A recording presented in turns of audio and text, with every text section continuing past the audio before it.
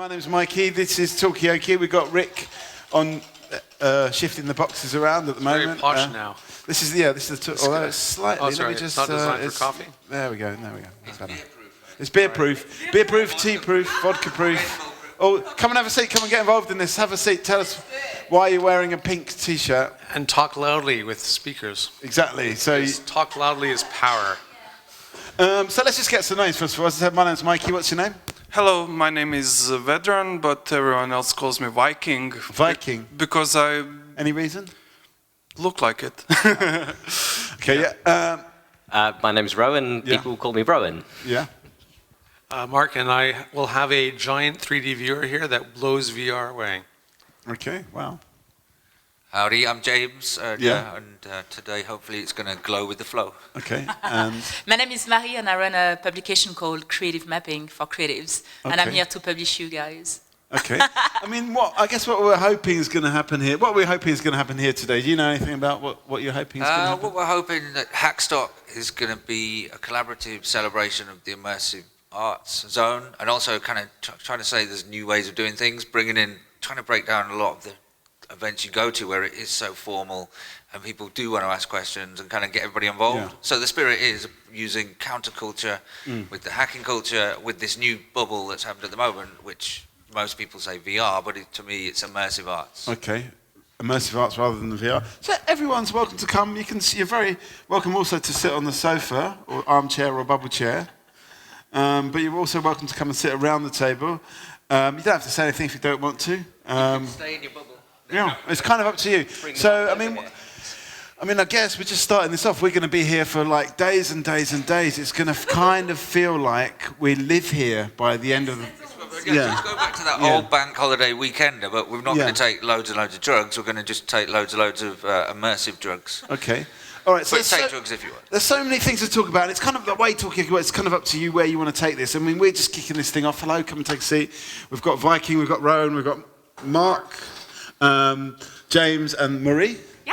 And I'm Mikey. Do we want to talk about like the future with this? We've already got a future kind of like sketched out a little bit by Mark of everyone wearing personal CCTV. A lot of people have got the badges already. No, that was a media virus. What's that? That was a media virus. That was a joke. Okay. Well, never mind. Some jokes actually happen and then become reality. The film, what you call it? Oh God, it's the one with the not water. You drink water. You put water on. You use toilet water. Sorry. I'll come back to you about this. Something to do with the water. Does anyone know the name of it? Do you know it? I don't know the film, but I was just thinking of everything Chris Morris has ever done has pretty much come true in recent years in politics. Yeah. Can you give us an example? No, maybe more the thick of it or something like that. Then. Yeah. Like every quote you hear from a politician just sounds like something that Malcolm Tucker would tell somebody not to say. Okay. Yep. If anyone wants to get online, just No, I'm just trying to remember the name of the bloody film. So what was it? Well, okay, Mark's trying to remember the name of the film. It's something to do with toilet water. Idiocracy. Idiocracy. And it's basically a documentary now. Yeah. It was a comedy film about a guy get frozen, an average guy get frozen, sent to the future, and he wakes up and no one knows how to garden. They only drink power drinks because it has electrolytes and it's good for you. Yeah. And they just put that on the plants die, of course. Yeah. But water, which they've never considered, because it's only used for toilets. Yeah. Okay, so basically, that sometimes comedy does actually, and a kind of like for either the thick of it in terms of politics, idiocracy. The suicide booths. Yeah, the suicide booths, what you call is basically saying... In Futurama, you're talking about. Yeah, in Futurama. Basically, what's that blonde loony woman on the Daily Mail wants to go around having to bring out old people for death boxes, whatever. Okay. They're like, bring out your dead for Monty Python, even earlier. So even some of the worst, most crass jokes, gags about the future are actually happening. Is that scary? Yeah. 1994, for example, take North Korea. Yeah. Some took it as an instruction manual. Yeah. Okay. So 1984. Is it just North Korea? But I was going to bring it back to the Chris Morris thing, and in regards to like the area we're in now, Hoxton, with the series, one of his kind of seminal ones, which was Nathan Barley. Yeah. And Nathan Barley pretty much predicted exactly what we're doing right here now. You know, and so it's kind of like even from YouTube through to the pop culture meme stuff we're going to be doing. Yeah. They didn't quite predict cardboard boxes on our heads, but pretty much else he got everything else pretty right. And was that supposed to be a vision of the future, Nathan Barley, or did it just happen that way? Now moment. Are you familiar with Nathan Barley? No. Do you know what we're talking about? Sorry, no. You don't know? Do you know Nathan Barley? I do not, sorry. Okay. Yeah, I mean, maybe. It was Chris Morris and the guy who also does the other really merciless Charlie Brooker, who also worked at Future Publishing as well as me. Okay. So the future is what we laugh at, basically, now. Oh, well, for another example, Future Publishing is ignorance and stupidity. Just for reference, I went to the Bristol Animation Festival while I was working on Mac Publishing, a new magazine to be able to publish books and magazines with using the Macintosh, a revolutionary idea back in the day. When was this? Oh God, 91. Right. So I went to the Bristol Animation Festival where I interviewed some guy by the name of John Lasseter who had just done a short film called, involved a talking lampshade that was bouncing around and so on. Yeah. And And I had this hour-long interview with the guy who was working for Steve Jobs and the Pixar company and their new machine to do all this rendering. And I gave it to the editor, and who said, "I don't think computers will ever make films. Yeah. No one's going to ever watch a feature film made by a computer." And then they lost the tape. So I had this seminal interview with someone who was basically redefined animation as we know it. Wow, amazing. Okay, so we just, in a way, we just can't believe the future. Let's just quickly get some. We got some more names. Did we get your name? No, you didn't. What's your name? I'm Stuart. And what's your name? Jack. Okay, we have got Marie, we've got James, we've got Mark, we've got Rowan, we've got Viking, and my name is Mikey. What are you going to say? I was going to say what's quite interesting is how they're trying to control the food chain within the future through GMO seeds. So you have to buy the GMO seeds off the government through legislation, and then the seeds won't reproduce. So each year you have to go back to that same organisation to buy the seeds from them. Yeah. And I just find that quite interesting. Branded species. We're going. I have a solution for that. Well, I call them crypt keepers, the people who can't create anything themselves, so they have to make money by owning stuff and selling it. So a crypt would be a plot of land or dead people and so on, and they kind of sell it back and forth. Like the art market, basically. They're not feeding new artists, they're just buying old stuff and selling it at inflated prices. Okay. So I've been running experiments with something called Orgonite, which is Wilhelm Reich-based technology, solid-state macrocircuit. You bury it in the ground, and you get vegetables that are so large you could sell the asparagus in Ann Summers. Okay, so we can maybe, if you just get on the computer, Rick will show you how. We'll just put it online, some of these photos. Okay, so where do we want to go with this? Do we want to talk about like, the economy of the future? Will the economy still be about owning stuff and selling effectively intellectual property in the form of like engineering seeds or copyright? Will there be a different way of making a living out of all this culture? Will we even need to worry about making a living from it, or will it just be something we do? Could become more resource-based, and that's why they're trying to get their hands on the resources and control them, so they can be in control of the resources. Right. And we're no longer so dependent on money. You're not going to get rid of it quickly, but at some point it might be the... Okay, well, let's get some of the other people involved in this. What do they think? What will the economy of the future look like? I think we're coming at this from quite a dystopian view, really.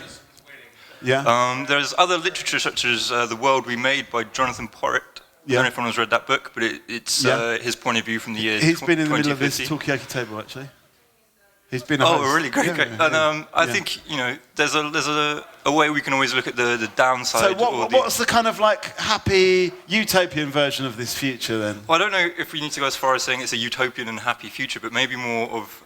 a bit less dark than people selling an individual seed so that you could grow something in your electrolyte-based soup or whatever. I don't know.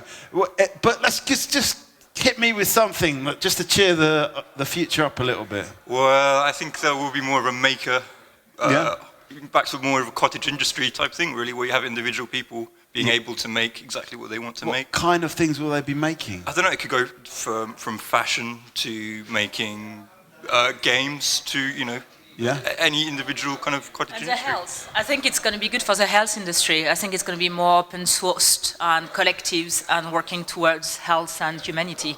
Okay, so we'll have more of a focus on health. Yeah. Okay. Future industries. Any thoughts? Okay, well, the 3D printing is huge, and it's going to be better. Have you ever had something so very simple? Something your plastic waste bin. Yeah. With the flippy lid. Yeah, we've got some over there. Okay. There's a little thing about yay big that holds it in place. See the flippy lid? Yeah. Now that breaks off. You have to buy an entire freaking new one. Right. So the advantages of a 3D printer is that you can get these parts that are proprietary, like connectors to cell phones or Apple's new thingy, and print them out yourself. Okay. So 3D printing, making. We're talking about the economy of the future. Join it. What's that? No, he said drones. Drones. Yeah. And we've been doing a lot of droning. It's going to get interesting once they can legally fly around and deliver stuff to you. So you order something on Amazon and it turns up in your garden. But you need it to be delivered to you if you've got your own 3D printer. Well, you just print it out. It's being used now for prisons, of course, to deliver their drugs. Right. Okay, how? How? We fly your drone into the prison. Oh, I thought you meant a 3D printer. You print the drugs. No. Well, no, that's next, actually. Yeah. That's the thing. It is basically, the medicine of the future is Tesla designed back in 1890. Is frequency and voltage. Right. Robert O. Becker, back in the 1980s, was doing stem cells, but there's no word for stem cells. He was able to take blood, devolve it through frequency and voltage, very low voltages, and grow things. Okay. Come up with something quite interesting that I come across is kind of taking old organs and bleaching them out and diluting them of all the cells. Yeah. And you're just left with the kind of sack. A superstructure, The infrastructure. And then you can then take that person's actual stem cells and put them into the organ and make it grow back. All right. And they've got themselves a compatible organ to put into their body. Is this going to be like something that's like a cottage industry that you'll be doing yourself on your 3D printer? Will you be printing, or will it be like at a very kind of like massive corporate level? I'm just going to bring Rowan in. I slightly less about specifics, but more conceptually, I see the future as being more distributed in every way, shape, and form. So, like the economy, especially, you are getting a lot more devices that enable people to do things themselves, which previously they'd have to rely on somebody else to do. And so, I think your point about cottage industries earlier sort of made sense. Like people doing things for themselves. 3D printing is a brilliant example. Biohacking and all of that. I saw somebody make a garden in a box quite recently, and you could just download programs to. It does rely on you having the seeds already, but like once you fill it up with seeds as if you would a printer with ink, and then you just tell it what you want to print, and it takes care of the 3D plants. printed garden. Yeah, kind of. Okay. Basically, we've got new hosts today. What's your name? Emma. Emma, we're talking about the future, basically. What the economy of the future is going to be. Is it going to be lots of, is it going to be all about ownership and owning the rights to things, or is it going to be like everyone making their own little things, printing out their own gardens, printing out their own organs, printing out their own lids for bins as well, to go a little bit more mundane? I think there's a lot to say about humanity and sustainability. Yeah. And I think the economy of the future is about collectives. Yeah. And I think it is about But what's going to make us more collectively minded in the future? Perhaps technology and the access to it. Perhaps a cognitive aspect of technology which will involve people into living remotely a terrible experience, whether it's a refugee camp or whether it's not eating or seeing people really suffering. Right. I think it's going to make people more emotional and more connected to the realities of the world. So we're going to be kind of collectively compassionate about all these things going on. That's what I think, and therefore more aware of true issues on sustainability, on the environment, on food lacking, on water shortages. Yeah, I think that's that. Will there be an explosion of global consciousness? There's no lack in the world. It's just engineered business. Right. So I mean, you can grow food and make food and eat food, but it's getting it to the marketplace and getting the price you want for it, which is the problem. Okay, so actually And does that also include compassion? Is there no lack of compassion? Is there compassion there as well? It's just like channeled into the wrong areas? I mean, something you notice with current media, social media, is people, instead of coming together in large groups, still form together in their own small communities within these social networks. So maybe VR might not be the answer to this question of compassion. Okay. Will we be more? Will that compassion spread out in the future? Hello, this is Talkaoke. It's just a free-form talk show which you're welcome to join or just ignore at your pleasure and leisure. At the moment, we're talking about what is the future going to be like? Is there going to be an explosion of compassion? Are we going to be more concerned about things like refugees and food shortages, or are we going to be stuck in our own VR bubble? For want of a better word, not giving a shit about what's going on in the rest of the world, as long as we're plugged in and connected. Mark says there's no lack of resources or compassion, it's just how they're networked and connected. Maybe so. What's that? Isn't it all politics, would you say? So we've got politicians making all the decisions, but no scientists making the decisions. So I think maybe collectively we need to push to make our politicians be half scientists as well as just involved in more science-based decision making. Have you got any? Let's get your names first. What's your name? Lars and Kate. And we've got Rome. We've got what was it again? Stuart and Mark and Emma and Marie and Jack. Jack. Yes. Sorry, Jack. No, I've got that now. So I've forgotten hidden now. What was it again? Lars, right, okay. Right, anyway, so where do we want to go? Any views at this point? Have you got a view on this? Okay. Well, I mean, this is just a free-form talk show. We're just really basically talking about... We started off talking about the technology here, and then we just went on to like the economy of the future. How's it going to work? Is it going to still be based... Because Stuart was talking about the fact that will all agriculture be owned by like big corporates, and that we have to buy the seeds from Monsanto, and then other people had much more positive ideas of the future, that people will be making their own stuff with 3D printers and more networked and stuff like that. So that's really the discussion. But I think maybe it has to get really, really bad before it gets really, really good. Yeah. I'm going to have to go through a nice little evolution of that. Yeah. I don't know which one I'll be around for, but I think it will get pretty How will it get terrible. Worse? I think it may see glimpses into that kind of Monsanto life that you're talking about. Maybe that exists, maybe at least elements of that. Yeah. So, I've solved that problem already. Giant vegetables. Oh, the orgone vegetables. Wilhelm Reich technology. Basically, we ran comparison trials, totally organic gardens. Yeah. And here's the results with asparagus. Okay. Is that like that's the two different asparagi? Yeah. One with and one without. Okay. You could sell that in Ann Summers. Please, vegetarians everywhere. Okay. Anyway, so that's basically where we are. But it's interestingly, one of the sort of early insights that was said on the table just as we were starting is that everything about the future has been predicted in comedy films, be it in Nathan Barley, in Idiocracy, and I think that's a little bit like The Sleeper, Woody Allen, these giant vegetables that we're going to get in the future. So, you're saying it has to get better before it gets... Let's get worse before it gets better. Thank you. Yeah, much worse. Let's bring. What's that? It's bad already now. Do you think?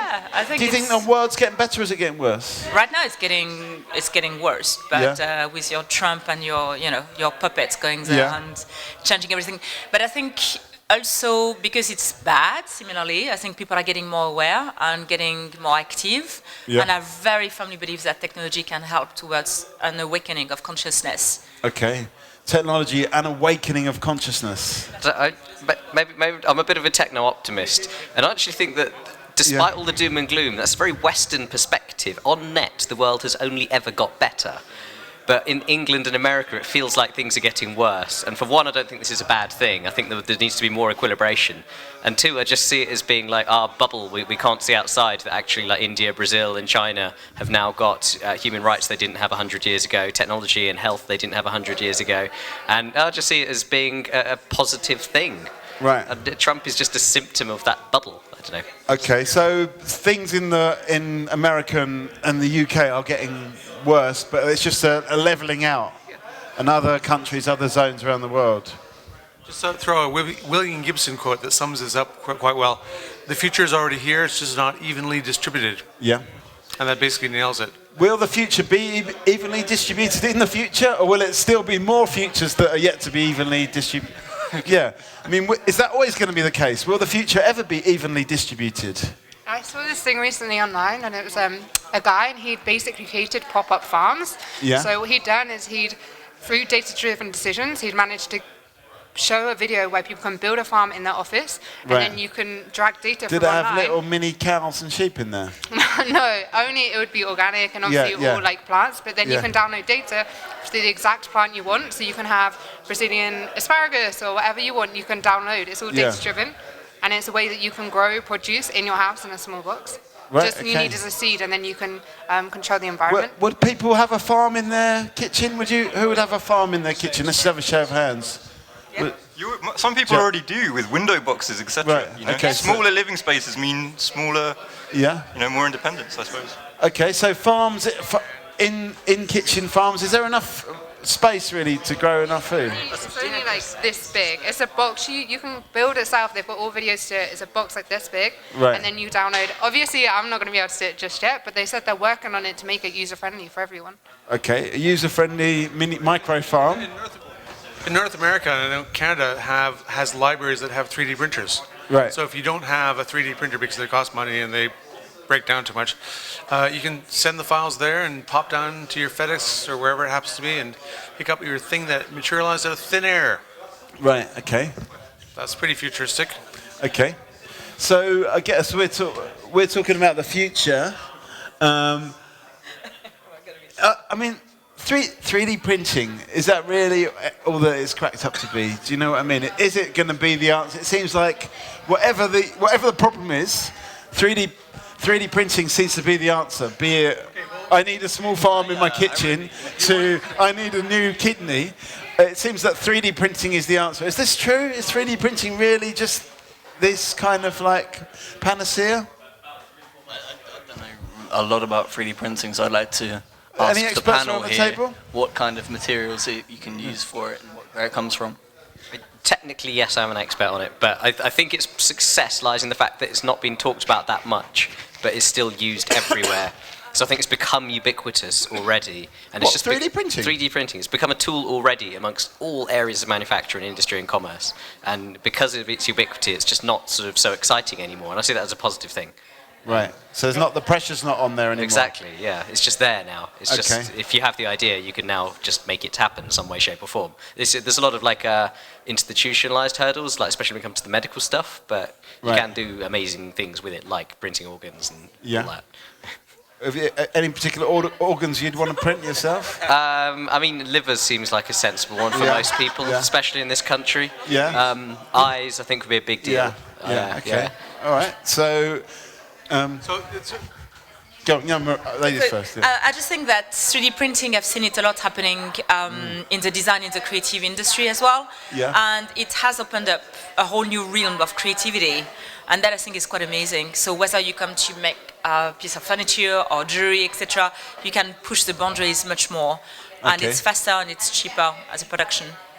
So Liquid-based printing as well, where they're printing materials out of liquid, a bit like Terminator 2, T1000. Yeah. But what it's allowing the industry to do is print objects which were impossible to print before, because you can pull them out of the liquid.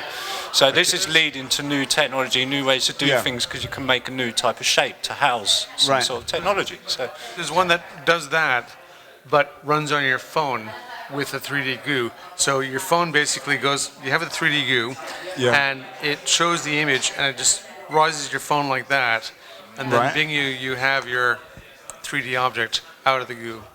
Scary stuff. So, at the moment, we're talking about 3D printing as being the answer to all problems of the world, including printing your own organs, printing your own farm as well, and printing everything. But I mean, I guess earlier on you were talking about immersive arts. Is there a 3D printing potential for immersive arts? You're talking a lot about virtual reality, but what about 3D printed reality? Now, 3D printed reality, we did look at getting some 3D printers for this, but it wasn't much point because it's still quite a slow process. Yeah. It's a bit too last slow. year when we did this, we had scanned everybody's heads, Right. but then to print a head takes quite a few hours still. So Yeah. the speed process, but 3D printing is a lot of things that we're looking at. Like tomorrow, we're going to be doing a Yeah. hologram project called with Holoquad. So it's the world's first music single release with a Holoquad. Which you put on your mobile phone. So this the thing. But we're going to take Maybe a you break. need to explain this a little bit more because it looks like a mini Toblerone. Yeah, we've got one of the talks later is going to be how Star Wars inspired certain things. So one of the guys who's been involved with this in putting this event on is Robert Watts, who produced the original Star Wars trilogy, Raiders of the Lost Ark, and he's massive into VR at the moment. So he's going to probably come along this weekend as well. You still haven't really explained what that little triangle is. Because I'm going to save that for the. Okay, all right. But what I was going to say is, in 15 minutes, if cool with you, Harold, synthesist, the guy who made the Sounds of the Future, is going to do a 15-minute sound check. Yeah, no problem. And so then we'll give you the thumbs up, and then we'll get to hear some of the sounds that were the future. Yeah, I mean, at the moment we're just testing the ground here, so just whenever Harold, whenever you're ready, just let us know. Yeah, we're happy to stop at any time. Harold, come and join us if you want. What we're saying is, whenever you want us to stop talking and do your sound check, we're happy to do it. No, nothing. But no. It's not about just anyone disturbing anyone. It's more about influences and ideas and things, kind of like influencing. I mean, this is already a big theme. Is like how sci-fi has influenced. Actual reality and the future that hadn't existed then. Like, for example, Mark's brought up some pictures of giant vegetables a la Sleeper. What other examples have we had of films predicting the future? Like comedy and things like it's Nathan mostly Barley comedy. and sort of social things, but as well as Chris Morrison, Thick of It, predicting politics. And Nathan Barley predicting like a massive meme culture, everything. So it's like that sci-fi has predicted the future, but sometimes in its most humorous way. Anyway, we've got a new face to the table. What's your name? My name is Harald Großkopf from Germany, musician since 50 years. Okay. I mean, have you seen, how has technology evolved in terms of what you've wanted to do? I'm a German, technology in Germany is one thing, and from my point of view, I think because we are never really satisfied with a result in Germany. That's why we're looking for new results, and that's why you're always refining and refining. Yeah, that's why we probably develop so much technology in the world. Can you see 3D printing? Would you ever 3D print your own instruments? I was very surprised. A couple of weeks ago, I visited a network meeting of local. I'm living near Cologne on the countryside. A town maybe 100,000 people living there, and it's more than 70 companies, small companies, involved in 3D printing. I was really surprised and very open-minded, and they showed their products, and I was really surprised how far that is developed already. Yeah, I mean, people are. Rowan's a semi-expert on 3D printing, and he is saying that people are already using it for so many different things. Printing your own organs, printing your own micro farm, whatever you can think of, you can 3D print it. I mean, in the 70s when I started making music, I made music in the mid of the 60s, and we were. Surrounded by, this Nazi atmosphere. My parents, all the teachers and stuff like that. Yeah. So we started rebelling, and we didn't want to have anything to do with tradition, So we were looking to the United States, on the hippie ideas of utopia, love and peace and psychological drugs and stuff like that. And for us, the instrument was the synthesizer, Yeah. In those days, analog and huge hogs like church organs and stuff, and now everything is went back into. Can I just ask you? You've got all this kit here. Do you really need that anymore? Or could you do all this on your iPhone? Maybe, I think it's sometimes it's just a question of money, to make it even smaller. But there are synthesizers available on iPhones and iPads. They sound really great, and we just talked about that for the future, using iPhones with a much smaller setup, because being able to play international, you need to have something to be able to travel, with airplanes, and there's a limit of stuff if it doesn't get paid, Yeah, exactly. Because who would have thought 20 years ago that you'd have to pay extra to bring your suitcase? But that's a development that no one predicted. I've got a question for our musician friend, because it's something that's been on my mind quite recently. Does it worry you that putting stuff on, like making app-based synthesizing things, kind of like cheapens the experience a bit, or makes it almost too accessible? Because then so many people can do it that it makes those who can stand out less. Okay. Does it? This is a general thing of being an artist, Either you copy things, or you express your own ideas, and even create your own technology, or your own way to express yourself. And for my needs, a computer is great, because I was a rock musician in the beginning, and I was used to analog studios, perfect studios, and there was this gap, from late 70s to end of the 80s, where I wasn't able to pay a studio time, and then the Atari appeared, but in the beginning it wasn't very satisfying for me. I even didn't know how to switch it on, and I didn't know the difference between loading and saving, I had lots of frustration with that, and then suddenly it was possible to record audio sounds, with a computer, and that brought me back to where I ended in the late 70s, and it's really my studio, my bureau, my connection to the world is all in this little bitch, And you're not worried that now everyone who's got a computer or an iPhone can do that, so you've got many more peers and, I guess, competitors? I guess it's more difficult to be original, Yeah. That's much more difficult, because but you have to think not using so much presets, the world is full of presets. Either it's film, digital pictures, or music, don't use too much presets, Okay. It's actually something that I struggle with, as I've been doing music production for a number of years now, and it's something that I take quite seriously, not to kind of claim any superiority over anyone else, because a lot of stuff that I do is sample based, and I have to respect the artists that they came from. You can't say like, oh, look at this magical new thing that I've created. Not so much. I did actually take a lot of it from something else. I'm not going to claim any sort of kind of superiority or anything like that. I think it's really important to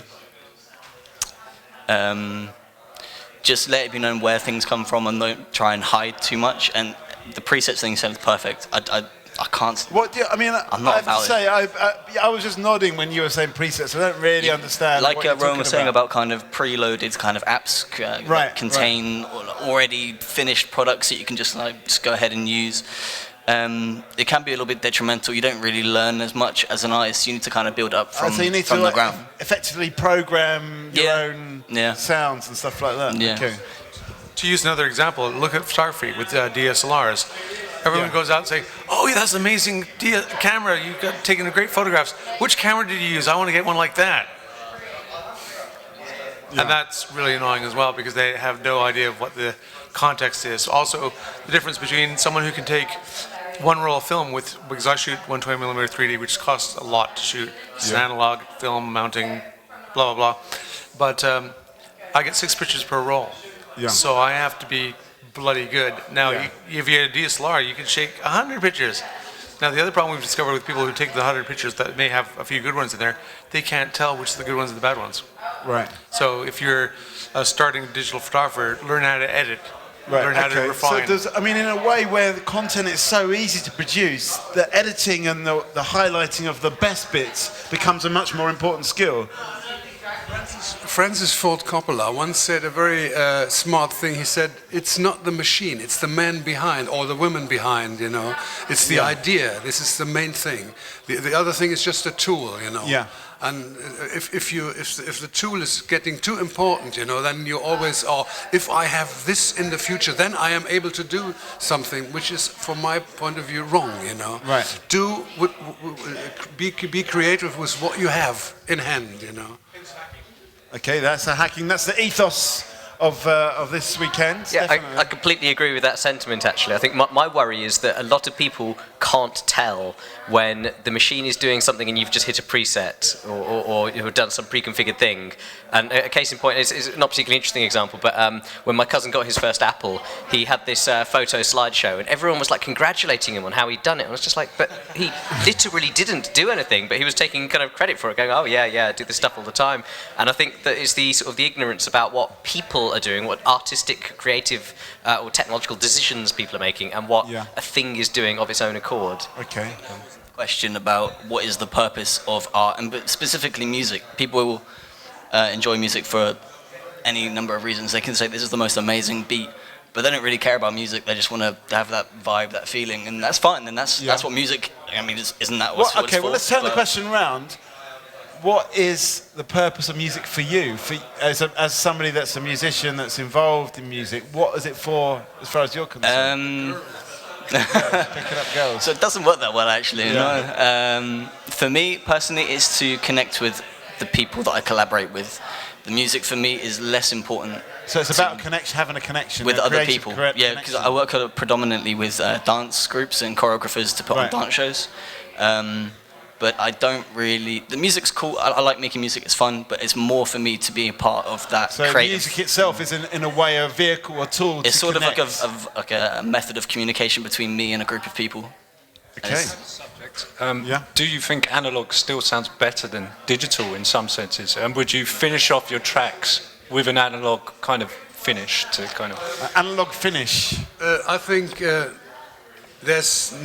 Analog is the thing, you know, but the digital world is the tool. It's a better tool, you know. But that's like vinyl is making, you know, it's selling right now much better than it did in the last 20 years, and so there's I don't know. Almost a fetishization of the analog.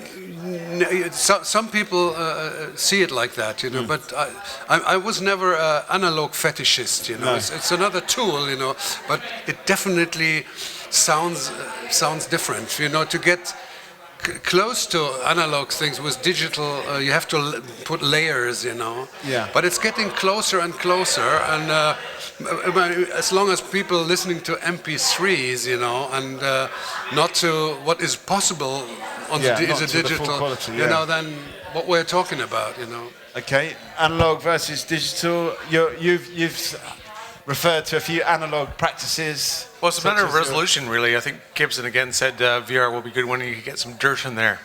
Will be what? Will be good when you actually have some dirt in there, in the virtual worlds.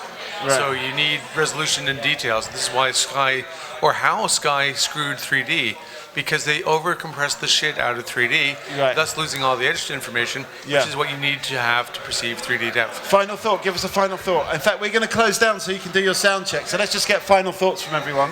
And then, final thought. Bernie for president. I'll second that. that. Be optimistic about technology. Science in politics. Okay. Do it yourself. Final thought? Humanity and sustainability. I agree to that, yeah. Yeah, okay. Okay, well, we're going to just close down for a minute. So we were actually just warming the place up anyway. Okay. If you want to do your sound check, and then we'll go from there. But thanks, everyone that's taken part so far. Looking forward to the rest of the weekend. Right, well, let's get second Talkaoke show up and running. Who would like a cardboard virtual reality headset? Yeah. Right, so the stuff we've just been talking about is will virtual reality actually catch on now? It's been tried various times in the past, as we've seen in various in hilarious 80s and 90s kitsch films, and it never really sort of seems to take. Will it have finally gained traction? What do you guys reckon? You're quite sceptical. I'm still sceptical. How come? I just don't think it's quite there. I mean, like, for instance, everyone got excited about the Kinect and stuff, and I know that's also going to be technically used with the virtual reality, but I guess everyone found it just easier and quicker to use a controller. And I just think maybe people find it more convenient and less and more sociable just to use the TV, basically, than having everyone sat around with VR units on. Do you think a lot of that is just by convention, though? We've talked about a lot of sci-fi films. We haven't talked about the film Surrogates with Bruce Willis. Have you seen that one? I haven't heard of this one. Tell us about That's that. a hilarious film. I'm not sure if it's supposed to be funny, but it's about. It's not supposed to be funny. It's about like everyone in the future just like sits in their room, and then they've got their own robot which goes into the real world and does their things. Sometimes in the case of Bruce Willis, it looks like Bruce Willis with hair,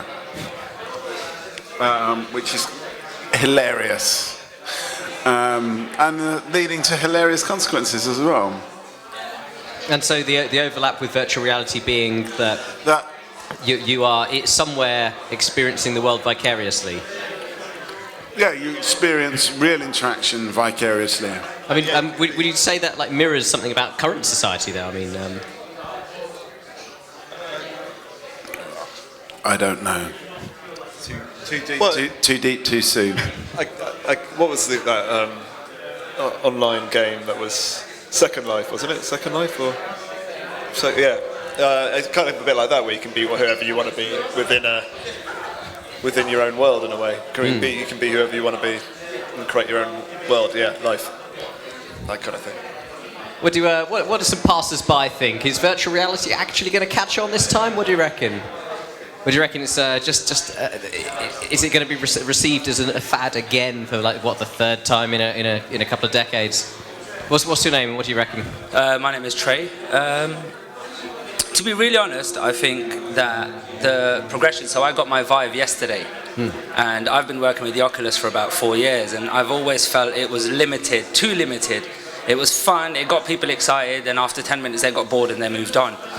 With the Vive, it's the first time I can see full immersion in terms of some form of control and the very basics of really using virtual reality for what it can be used for. So I think it has potential, but I think applications rather than modifying existing apps, custom-built apps, but I also think it's going to be the commercial world where it's going to make its mark first before really entertainment takes its hold. Okay, and could you just tell us, so you mentioned the Vive, because I'm a bit of an imposter here, you see, and I've heard of it, but I don't really know too much about it, so just so we're all kind of on the same level, just tell us a tiny bit about the Vive. The Vive is HTC's new headset, VR headset. It is a good progression on top of the old Oculus. It comes with 2 hand controllers, it comes with 2 cameras, Kinect-style cameras, so you create an environment. And that, I think, is most exciting, the fact that you've created a workspace rather than you've got the headset and you're limited by this. So HTC is about twice the price of the Oculus, but it's very exciting. The only problem at the moment with it is you can only program in Unity, which makes it a bit restrictive. And so thank you, Trey. And just joining us as well, could you tell us your name? Hi there. My stage name is Musulman Kalam. I'm a spoken word poet, and I think my poetry is any genre. I've just had a theatre production commission called Planet of the Grapes and the Attack of the Green Chilies. It's looking at World War I history, but they're looking at the conflict issues between fruit and vegetables in World War I. And so it's a Planet of the Grapes, which I'm from, and I do a one-man show and that sort of thing. But I'm interested in tech stuff as well, and I do coding as well. I teach coding to children 9 to 11-year-olds. So there you go. And what's your take on this sort of idea of like virtual reality now seeming to kick off and become successful? Well, I mean, that sort of thing I think can merge with like Google Map. So Google Map, so the virtual arena of like an elephant in a room in a virtual space plugged into the already tech availability is that you can have an exhibition which is 3-dimensional and also GPS navigated as well. So that way you can go around in a virtual space within the real world as well. But then, you know, it could be gameplay, it could be, you know, going to consumer societies, that sort of thing as well. Who do you think will use these kind of things now that they're becoming more mainstream and that there's more applications for them? I mean, would either of you own a VR headset? Do you reckon you'd buy one at this stage? I'm the kind of person that doesn't like to wear headphones when I'm out and about. You know, like I go jogging on a Saturday and like 50% of joggers have headphones. I'm going to turn that down a touch, a bit too loud. 50% of joggers have headphones. I find that a little bit. I like to just be in the real world. Do you know what I mean? And so I don't see this technology as for me. I think maybe the Google Glass thing is more interesting, where you're just augmenting what you're actually seeing normally with extra information. And Rick, what about you? Yeah, I would probably wait to see what happened, wait to the reviews, and then see what people thought. Yeah, see what. At the moment, no, I wouldn't buy it or get involved in it. I don't think. So maybe it's not for everybody. What do you reckon? You seem to like you've got quite deep knowledge about a lot of the tech. I think the barrier to entries are coming down. So like the Google Glass, everyone's got a phone in their pocket, and you can buy not Google Glass, sorry, the Google Cardboard. So for 15-20 quid, you've got yourself a VR headset, which you can combine with your existing phone. Like that, there you go. And now you can partake in VR experiences without having to lose your reality of the kind of world. But for me, yeah, like with the Vive, actually, the first time I thought it could be used for gaming. So I like sports games, I like racing games, and I like shoot 'em up. So if you can create truly immersive VR gaming to that level, yes, there's always going to be a market for it. But like yourself, I like the real world. For me, augmented reality is more exciting, where I can make... I was at Bletchley Park recently. Now imagine walking into Bletchley Park with your AR glasses and being able to see the people who were working there in the Second World War, actually solving the codes at the time. You take it off and you're back in history, and that kind of thing really makes reality exciting. Whereas virtual reality is a completely different market. It's about creating immersive experiences. But interestingly, the first place it's being used right now is mental health. Okay. It's being used for post-traumatic stress disorder. It's being used for taking people out of traumatic states of mind by creating happy zones, where people who have suffered traditionally from visualizations can use VR to create immersive environments. So the combination of VR with other technologies is also quite exciting. And just so it makes sense, my company, we build brainwave headsets. And we build brainwave technology that combines with VR, so you can control what's going on inside the VR world through your emotions and your thoughts. And that's what our system does, and we use that in mental health at the moment. That's fascinating. I mean, I'd be intrigued to know our poet's opinion of this kind of idea. Sort of, although there's a medical application, it had very sort of creative possibilities as well. What's your take on this? I mean, there's pros and cons. So the pros is like health services, military interventions, that sort of things, or public arena, so the gaming industries as well. But then, like people with disabilities, people with mental health issues. So yeah, there is there's positives to it as well, but there's also the negative sides of it as well. If it's like a military intervention, it's like if you look at, if you look at the analogy of like drone technology. So drone technology, there's a negative and there's a positive. Everyone knows about it. So the same thing with this. Anything. It's like, if Einstein, he invented the beauty of the atom, but then came along Hiroshima. Wow. So did he know that it might happen in that way? Well, he had an inclination of it and the repercussions of it. So if you stay within the boundaries of if you look at academic levels of thesis, antithesis, they sort of analyze it like SWOT analysis or 7Ps or promote it in that way. So breaking it down, but sticking to the positives and not highlighting the negatives as well is difficult. But if you stick to the pros, yeah, it's good. So I suppose if you talk about World War I, Sigrid Sassoon, he challenged state. He published a paper called I Stood With the Dead, and I won a film competition which was National Archives. And the thing about it is that he challenged state, but then I understood he was put into a shell shock area, then put into a mental asylum, but then maybe recovery could have happened easier with this sort of device as well for a person like that. Okay, so there's a couple of interesting points there. I mean, I'm kind of curious about the idea of the technology that could be used for good and bad, and there doesn't ever seem to be an overarching goodness or badness implicit in technology. But then, yeah, I'm kind of fascinated about your thought on... Mikey? Well, yeah, but I do agree with that, but there's technologies that are specifically designed to kill people, like guns, and then you've got people like the National Rifle Association saying it's not the gun that is the problem, it's the bad people that get hold of the gun. So I do think that technology is not just a neutral thing, and technology can be designed in a way that is more social, for example, the idea of transport out there, there's giant SUVs which carry one person, or you've got like a bus that will carry 70, 80 people. So there is an element of design and like, you know, how that technology is actually envisaged that is kind of really important. I mean, I think especially at an early stage in the technology now. So you think that idea of everything being equally good and bad is a bit simplistic, and actually there's a bit more... I don't think it's a concept of... Yeah, sure. Gotcha. Okay, how's that? Sorry. Early days. Well, it's good actually, because I've got the 4 o'clock session, so it's probably good we get this stuff worked out. I think, look, the bottom line is any technology can be used for good or evil. Something as simple as a mobile phone can be used to trigger a bomb.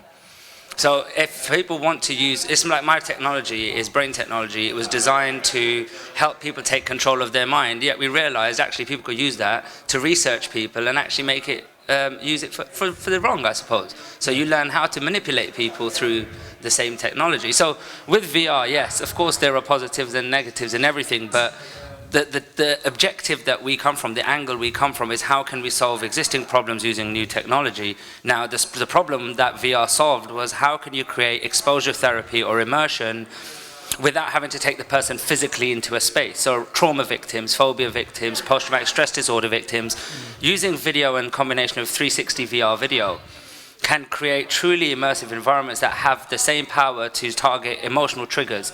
What our brain technology then does is it measures the level of trigger of the anxiety or the frustration or the stress, and it adapts the narrative of the environment to suit.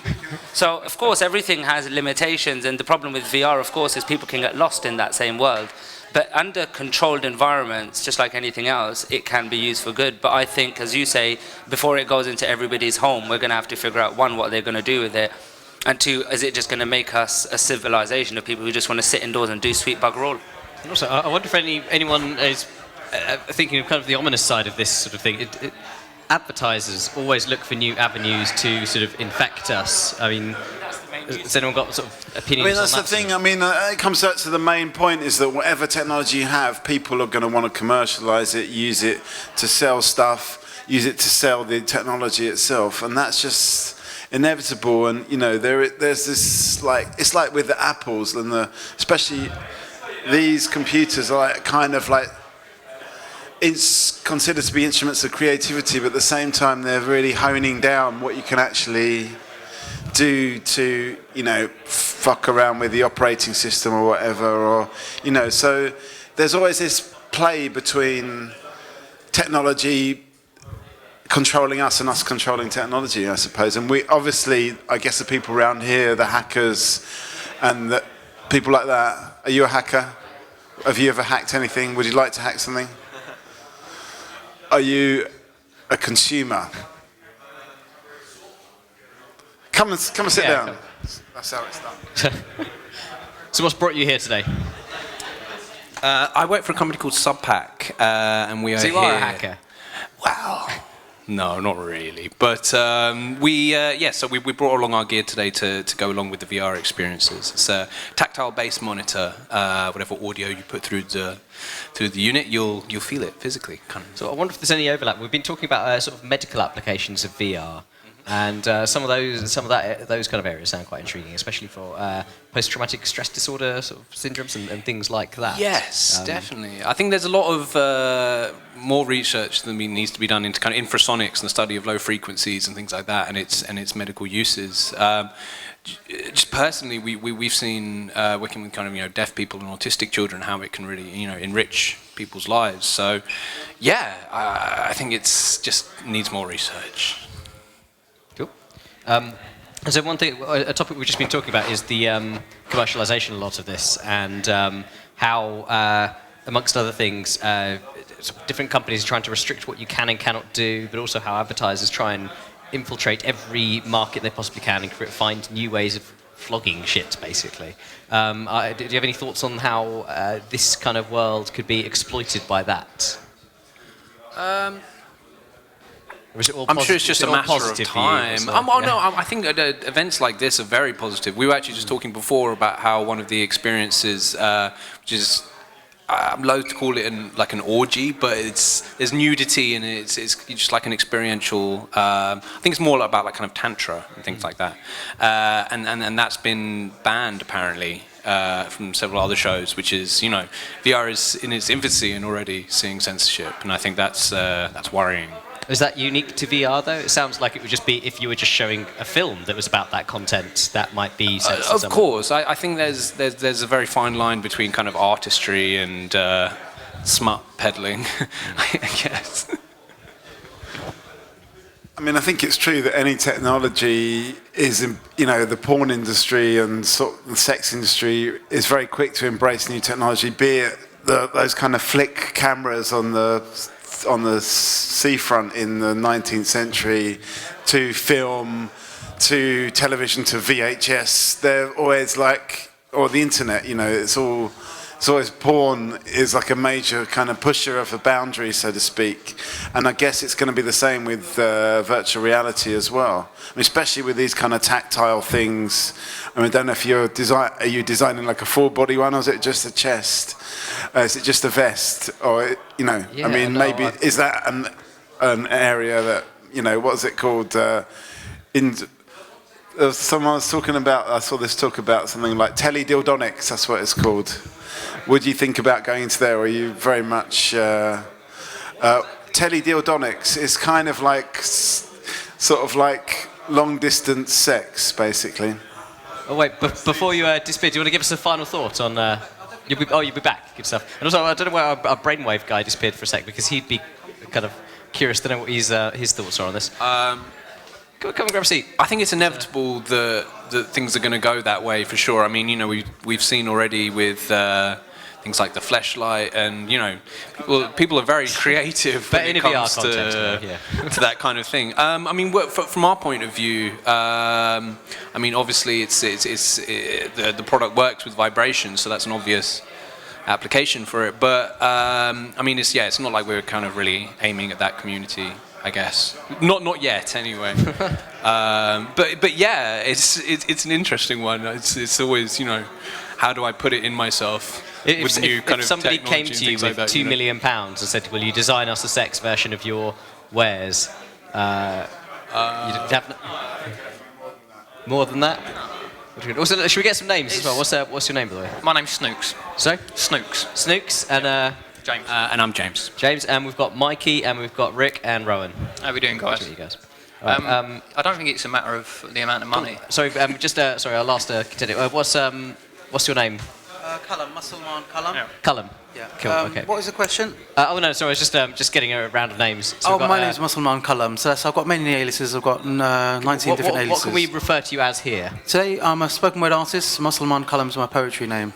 Musselman Callum. Yeah, Musselman Callum. Musselman Callum. And Snooks. And James and Mikey and Rick and Rowan. Cool. And so we're just talking about segued from teledildonics, how VR could be used in the sex industry, and what would you accept in terms of monetary exchange for developing such a product? Okay, I don't think it's a case of the amount of money. I mean, what you've got to realise with our products, they can be used across all different types of media. So regardless of what's going to happen with this sort of sex industry and like VR experiences, our technology can be used within that context. I don't think we'll ever get to a point where we want to design something that specific. Okay. Things like that exist, and they are I mean, a lot of these haptic suits. There's a lot of stuff going on in Japan with things like this. But with our technology, you can basically implement it into any setup, whether it's gaming, whether it's music, whether it's a VR experience.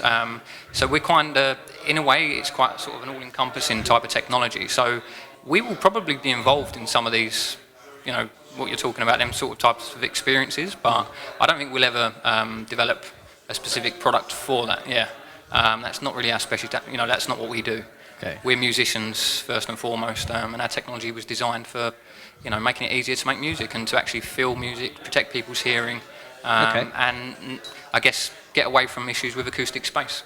And I wonder if Rick, as a music fan, if you can replicate a sort of a concert experience with this kind of thing, do you reckon you'd do that? It's here, grab the. I don't know. I'm not sure. I'd have to experience it to see what it's like. Well, yeah, they've got demos. Yeah, true. Yeah. That's it. Have you got any death metal on there? Yeah.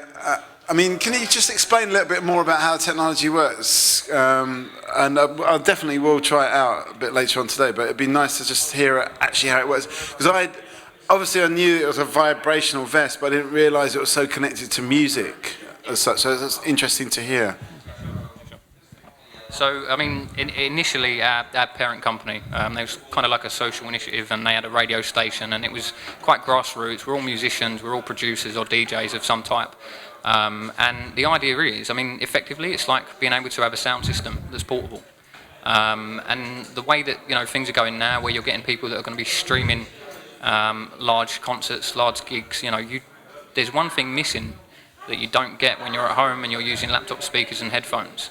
And that's the visceral, you know, the physical feeling of music. And what we do, we use tactile transducers. It's not a new type of technology, but our ones are probably the most accurate that have ever been produced. And in the form that we have them, that's our wearable one that we have here that works really well with VR. It's like a vest back. But we also have a seat back version, which is used predominantly for musicians, you know, producers, people that want to make music and feel low end. I mean, bass music and, you know, electronic music.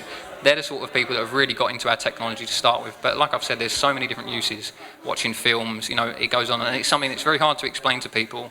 Unless they just you have to try it, you know, unless you're someone that goes to sound systems I and wonder gigs. what our sort of opinions might be from our new guests here. So, could you give us your name and kind of give us your 2 cents on well, what have you seen so far today? And I'm Sheena. I don't actually have any experience of VR in what I do. I produce a live immersive game, but it's very much more tangible and recreating hyper-real worlds in a venue. VR is something we're obviously really interested in integrating. I've been over there and had a look at some of the camera shot things, and yeah, they're really interesting. I don't know if there's a space for it in what we do just yet, though. And Sheena.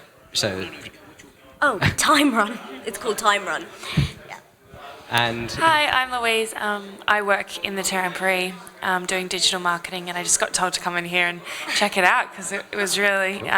My boss came back in and was like, "You have to go in there. It's so cool." So, and so, what do you think of some interesting ideas like this? Like, if you could replicate a concert or a festival experience virtually, would you ever bother getting your feet muddy again and going to Glastonbury or something, or just do it from the comfort of your own probably, home? but to experience more, like than actually physically going there, because it's obviously there's so much involved with actually going to a festival. So, to be able to have more quantity, but yeah. Okay. I don't think you could ever replicate the feeling of going to a festival. You know, like it's so you know, okay, like you might avoid the whole toilets problems that everyone hates about festivals and camping next to somebody that's off their face or whatever, people tripping over your tent. But the whole thing, it's a whole feeling, isn't it, of going to a festival and the electricity, the energy of the crowd. I'd be very surprised if you could actually, even with all of these technologies combined, replicate that in a room like this. What are people's thoughts on that? You've got festival goers that might agree, disagree? Obviously, you'll never be able to replicate specifically, you know, those sort of environments. But what you've got to realise is that, first of all, there's a lot of people that are doing experiences that are going to go beyond that. You know, like what you guys were saying, you know, things that you can't experience in them environments. But also, what's been quite close to our hearts at Subpack, you know, there's people, you look at different venues across the UK and accessibility and things like that. Not everyone can experience going to a rave or going to, you know, like these concerts. So having these streaming services of events and live gigs and that, they're not going to replace people going out to concerts and going to raves and going to, you know, all of these sorts of experiences. But it's an add-on, and it's to enable some people to actually experience what we take for granted. Okay. Yeah, that's fascinating. An enabling experience. Yep. And Callum, Thank you. I mean, for me, on a festival level, as a poet, I've had Arts Council of England lottery funding, 17k on a 6-week project, and I took the money and put the money to the festival, so I didn't pocket any of it. So as a Muslim, for me, laws of the land, it's permissible. Now, not everyone wants to go to the sort of festival ideology, because there's like contentious issues there with what is festivals from a Muslim perspective. But I found a way as a Muslim, as in like, you know, it's not permissible for a Muslim man to be on stage to make a song and dance. It's not permissible in the taboos of it. But then if I have a beard and the beard is in motion or the beard is dancing, then that's an interpretation of actually the beard that dances, or the beard jaw dance, chin swagger jaw dance, barba que bailar, and so that means basically the beard in motion, as in like what you're doing is actually, what I'm doing is articulating my words to the rhythm or to a melody or a beat, and also the contentious issues of like, but these can fit into technology easily, like not everyone, like this gentleman said about not everyone's inclusive, so that way someone could experience the festival but at a different dynamic or a different business landscape, so that way someone can be virtually on stage but not really there. So like, oh look, someone's on stage, oh no, but only on this device. So you're technically on stage, but you're as a Muslim I can say I'm doing spoken word, but I'm actually doing poetry. The first word that was uttered in the Muslim world was ikra, which means to speak or to read. Yeah. So then basically barba que bailar is a beard in motion in a certain perspective, but all I'm doing is just doing spoken word. That's my current medium. So that's the way there. Musically as well, to challenge that I can say, look, a I O ba bi bo ta ti tu sa si su. That's A B C D E F G, or Twinkle Twinkle Little Star. That's melody, and I'll pick up any language through melody quicker, and I'll challenge Islam with that as well. You touched on a lot of things there. I'll be honest, I'm slightly confused by some of the things you were sort of catching on there.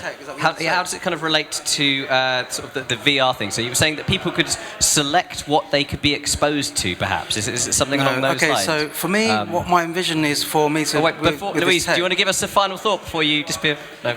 Okay. Actually, let's get some sort of thoughts from around the table. So if you can self-select, do you want to give us a final thought, and then we'll... Sorry. If you're leaving, do you want to give us a final thought? thought? They've asked me to jam with them, the sort of music group. I just want to speak to them. But what it is that, quickly, is that the vision for me as a Muslim is that I could be in a virtual arena. So I'm actually there, but I'm there in spirit.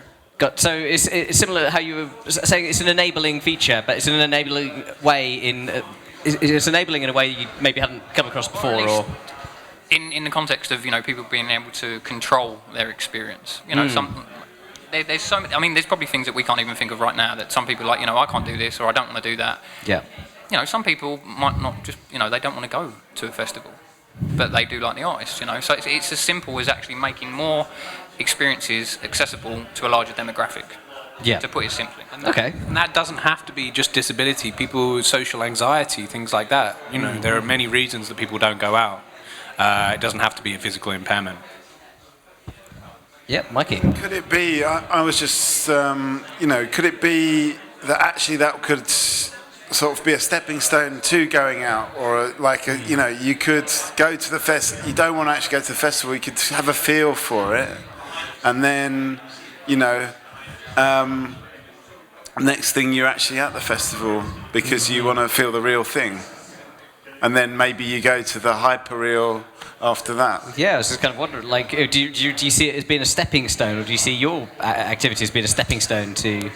No, I think our activity probably just doesn't sit in the same category at all. We are, at the moment, I guess, a little bit of an antidote to quite a digital world. That's not to say that there's definitely not a place for a hybrid. What we've tried to create is a physical game with immersive theatrical elements to it, where you introduce a narrative, really high production values and sets to make the payoff of playing the game much higher, to encourage the players to be protagonists in their own adventure. And I guess I do still definitely see the merits of having VR for things like concerts.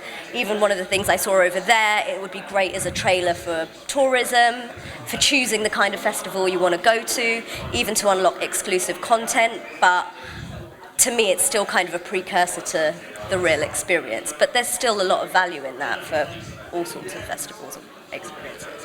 What do you think about that? Well, if you think about it this way, if you look at the film industry, it's going to completely change.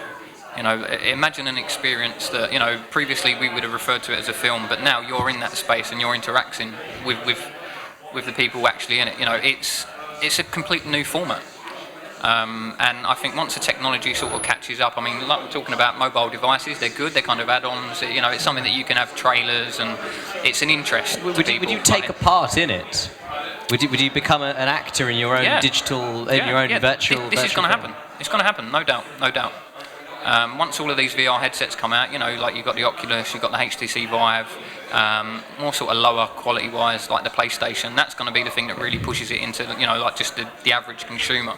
But you are going to get to a point where, I mean, if you keep up to date with what games are like, some of these new games, they're like films, and you are part of that structure within it, and you change. But once you're in a VR space doing something like that, it's going to be a completely new thing. The film industry is going to be turned on its head, and it's going to get to a point where you're going to be the star of most things. I think what we should open this up to the floor a bit. Like the gentleman standing up there with the yellow mug. Would you start in your own virtual reality film?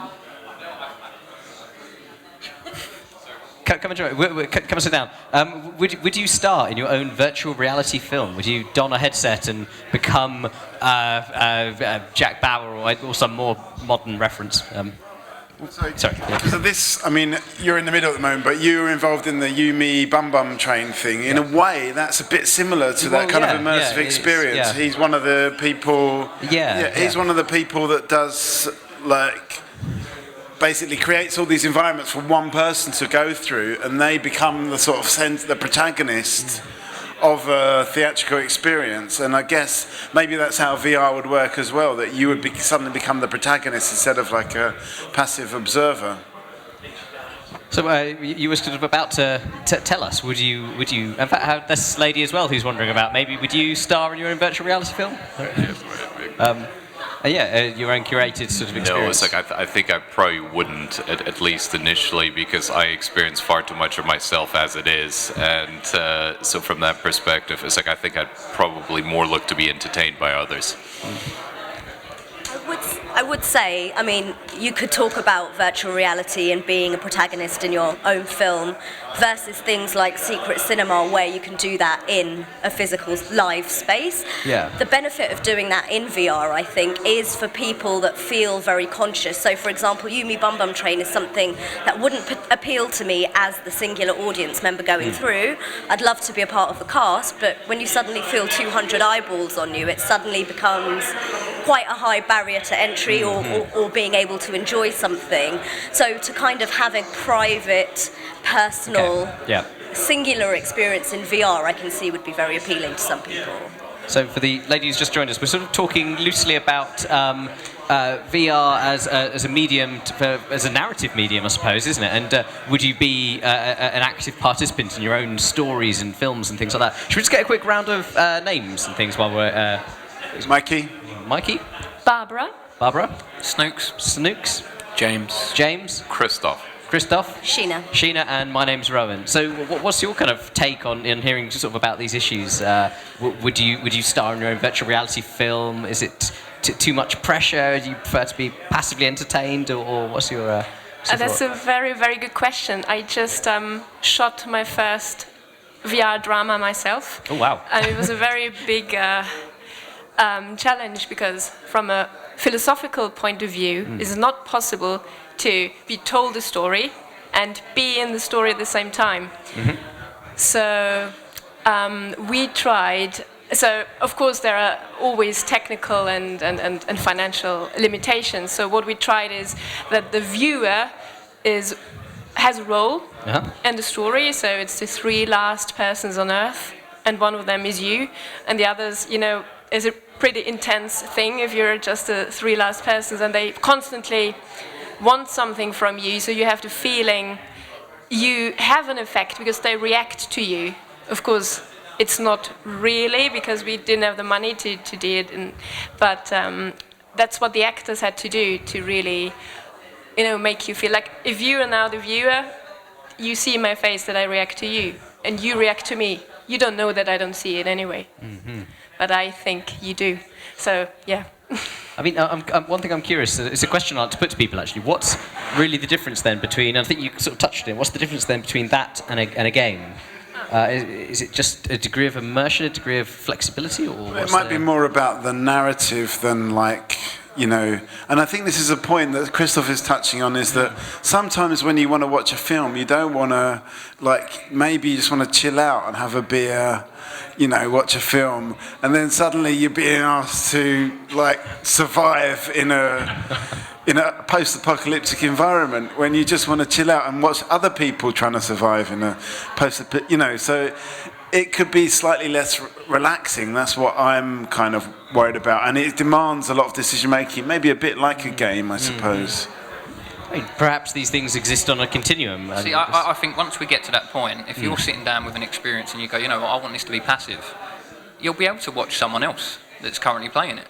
You know, so you can easily get around issues like that. Turn the activity down. Yeah, it's just like anything else. You know, if you choose to do a hobby or an activity, you choose what you decide to do. You know, so I don't. Once we get to that point and it's that immersive that you can actually physically feel you're in something and you're part of it, it's not that far-fetched to go, right, okay, well, who else is on this worldwide network of this app or whatever? Let's watch them. It will become kind of like a sport. I mean, you know, people go online now and they watch people playing games. I find that just as entertaining as playing some games myself. You know, yeah, exactly. And some of the best experiences I've had with, you know, sort of lower-end VR, like more phone-based things, have been quite passive.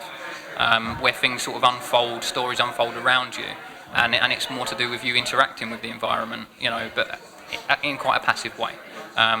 It's more ambient, I guess, in that respect. Okay.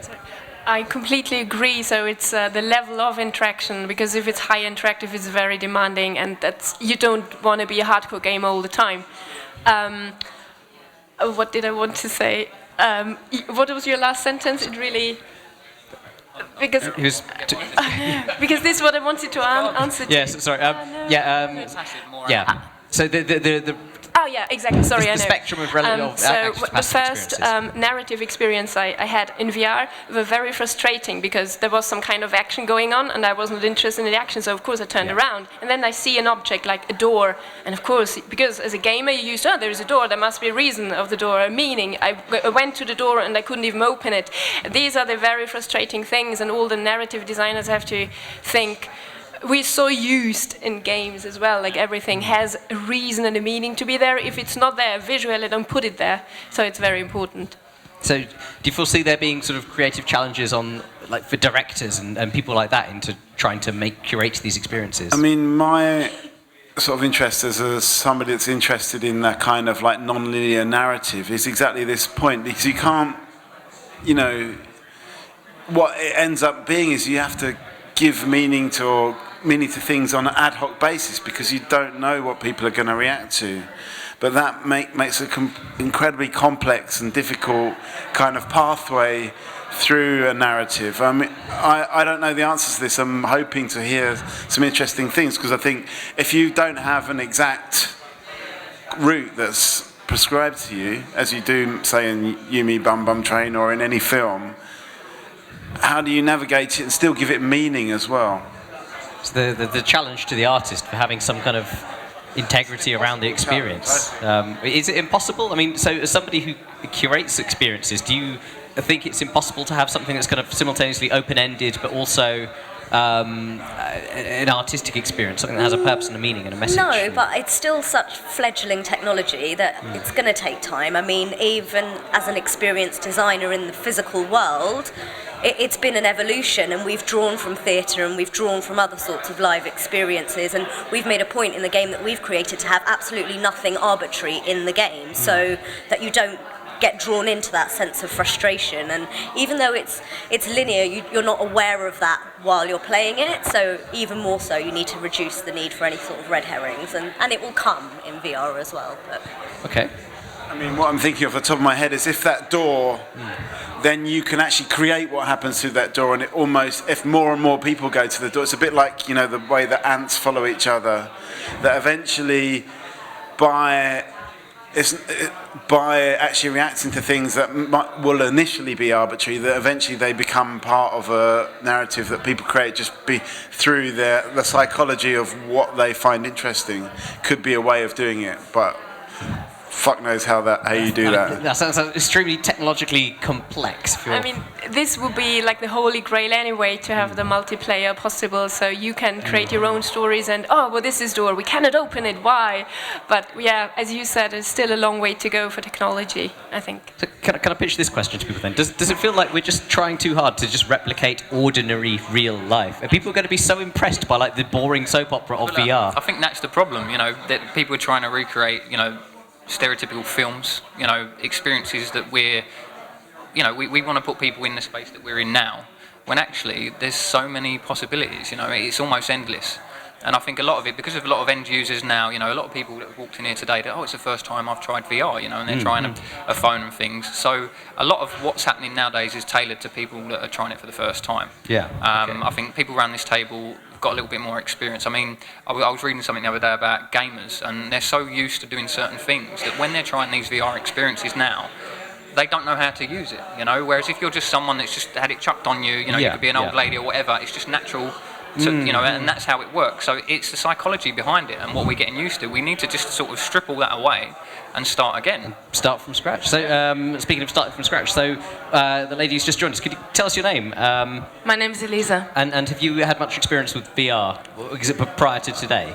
No. Okay, so this might be your exact sort of perfect case example. Not. So, like, we're talking about sort of the merits of VR as a narrative device more than anything.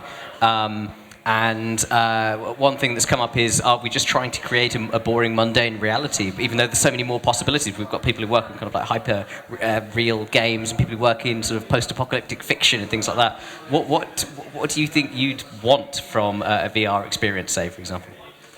I'm really not sure yet. Have you had the chance to play yet?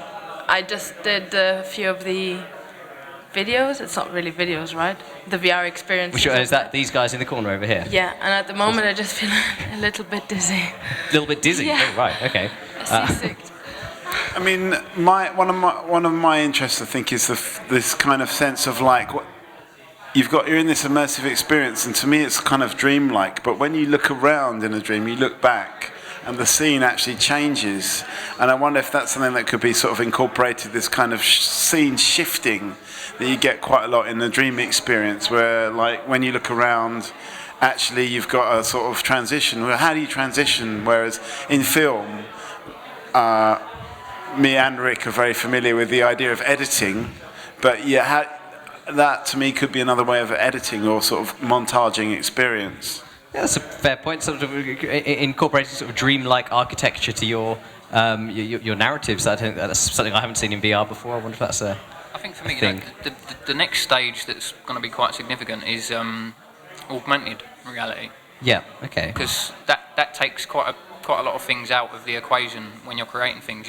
To be able to map things over the environment that you're in. I think there's going to be some really interesting experiences that are going to be, within that sphere once that stuff starts going, and that is a precursor to the full immersion. Again, VR has been something that people spoke about for over 20 years.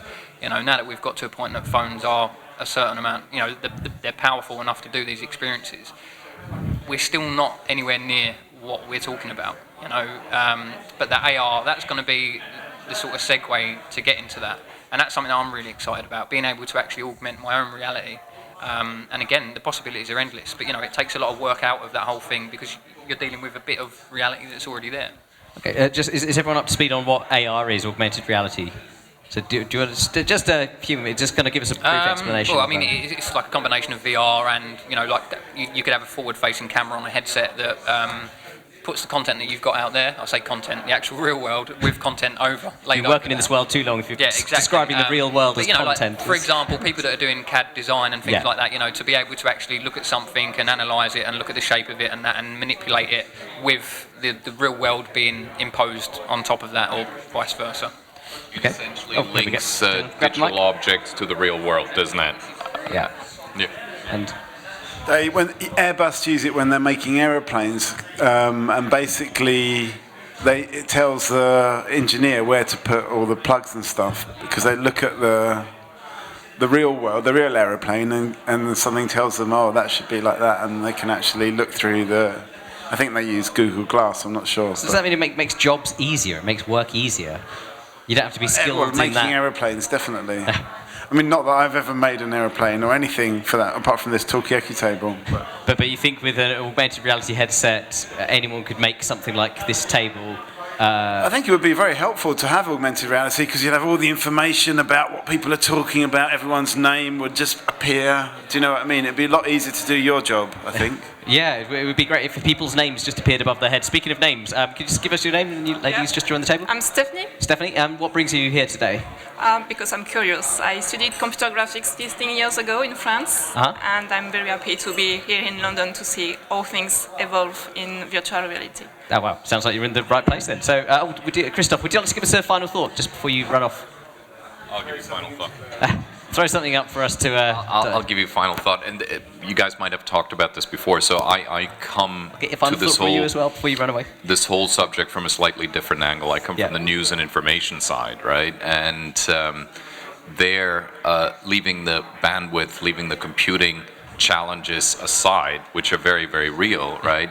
In a sense, it's easy, right? Because a lot of it is essentially about discovery, right? You wander around in a library, you wander around in a war zone, you wander around inside a nuclear reactor, right? And it's all about discovery. So in a sense, you don't have the challenge that you talked about, which is storytelling, right? And I see a lot of those challenges, right? And so it's like, I'm glad I wandered into here because it's like the discussion's been really, really interesting, but I'm also very mindful of the complexities that you guys are facing. It sounds really, really challenging. So best of luck with that. Excellent, and thank you for that. And Elisa, you were about to escape. What's your final thoughts? My final thought, I'm just beginning to think about this, to be honest.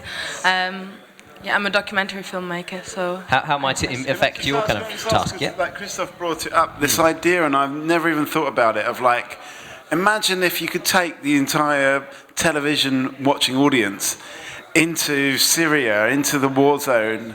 Would it change actually how they thought about, all these Syrians coming over here? If you actually, suddenly you're actually in Aleppo and there's bombs raining down and whatever, I mean, that would be I think it would affect people more than TV. I think so. I think it would be... As a documentary filmmaker, you're kind of touching on these ideas. What's your thought of that? It's definitely interesting. I mean, it's something that we can... we have to see how this technology develops, I think, really...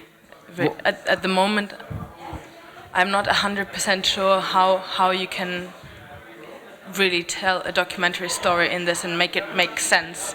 And okay, you're a bit more in it, but really, you're still really limited in the experience. I find you need to talk to Barbara here. I think she's had a bit of an experiment. What's the more experience through it? But we're going to see. Okay. Yeah. And Stephanie, so you just joined us. What's your take on this idea? Do you think it will provide greater empathy, I guess, in a way, with things you're seeing than traditional methods like TV and radio and papers? Yeah. From my point of view, everything is the beginning, so you have to create something. For now, I think it's more static, and you have to create and interact things special effects in the 360 movie. It's just the beginning for me. Okay. Yeah. Just a new beginning. Yeah. Okay. Excellent. Thank you. I think it would make a lot of sense to make the people feel what other people feel, but the problem is, for emotional immersion, I think you need a narrative, and that's exactly the problem, because it's not enough to. It's nice to explore and discover, but it's a spatial. Central thing, and I can go through Paris one time, it's interesting, in 360 two times, but then I need a reason to go back, and this reason is a character I feel connected to, so I need a story around, and this will be the challenge to make it. Well, this sounds like it might almost be the failing of current news, because is that... Yeah, so people don't get into it, they shut off, and... I have to leave because it's so cold of the machine. It is a little bit cold, actually. That is something we should...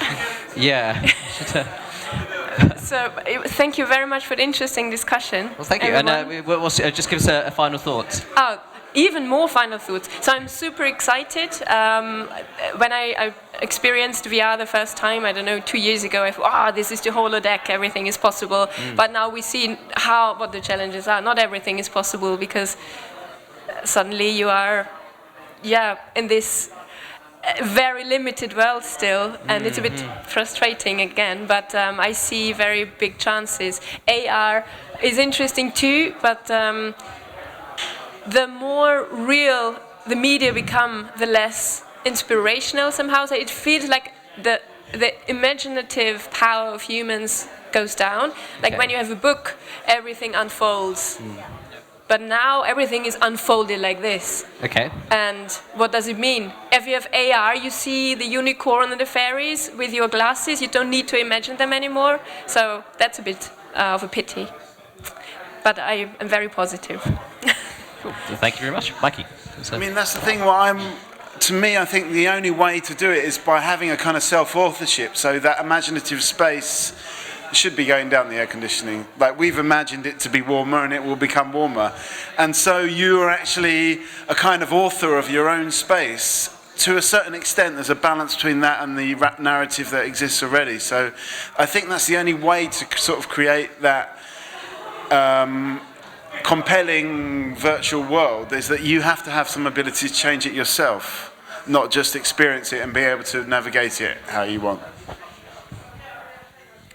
Oh, thank you. You're disappearing as well. So yeah, about having like a control of your experience. There's a divide in there. A lot of the things we were talking about earlier were about how passive or active you might want to be in an experience. But then within that, there's the measure of how much sort of control an author has, and how much is just sort of randomly generated, procedurally generated. I mean, what's in your experience of creating sort of like theatrical experiences for people? How much of it is by people, and do you ever leave anything up to sort of chance, or is there some like game for generating things? Yeah, it does depend on the nature of the experience, and I think, going back to what I said, I do think that immersive theatres just has such a longer legacy, and they've kind of been through all the pitfalls. I'm not actually a gamer, and VR I've only just tried about a month or two ago, and as someone that's not really into computer games, I still found it so compelling, so exciting, and I think that there's still enough to be done with the simple techniques for people that just want to explore it as a platform, and to just kind of focus on doing that well before we start trying to evolve it too fast and provide something that's quite clunky and not as enjoyable. Stephanie, you got any thoughts on that?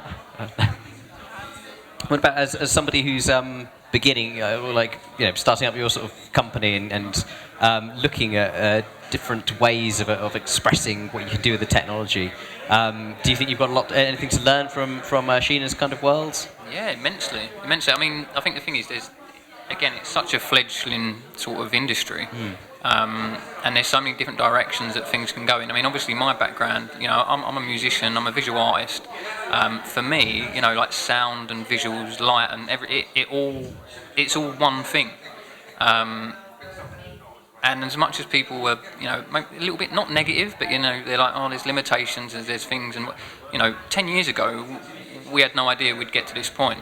The fact that you are starting to see people with things strapped to their heads, and people are like, oh, it's quite dystopian, it's a bit weird. It kind of is in a way, but it's quite unusual sitting at home at a computer anyway. Like generations before me thought that was quite weird. Like I'm really, really positive about the whole thing, and I honestly do think the potential and the possibilities are endless. Obviously, there's limitations to technology, but you can get around things like that just with imagination, And I think that's the one thing that's missing now from digital content. The technology's there. I've tried pretty much every VR headset, and some of the most simple experiences, well-written stories, not the most impressive looking, have been the best, the ones that I've got most from. So the human imagination, that's something that's always going to be there, and it's going to be the saviour of any of these sort of things. Like you've got new generations growing up now where, they've never not Googled. They've had headsets. They're doing Minecraft and things like that, and it's just normal to them. They're going to be in a VR space. What's really interesting for me is creating VR content within a VR space. That's something that is quite interesting for me at the moment. Like I like the idea of being in a space and being able to create my own space. It's almost like a sort of God complex. Do you think that's something that should be maybe even on the curriculum? Definitely.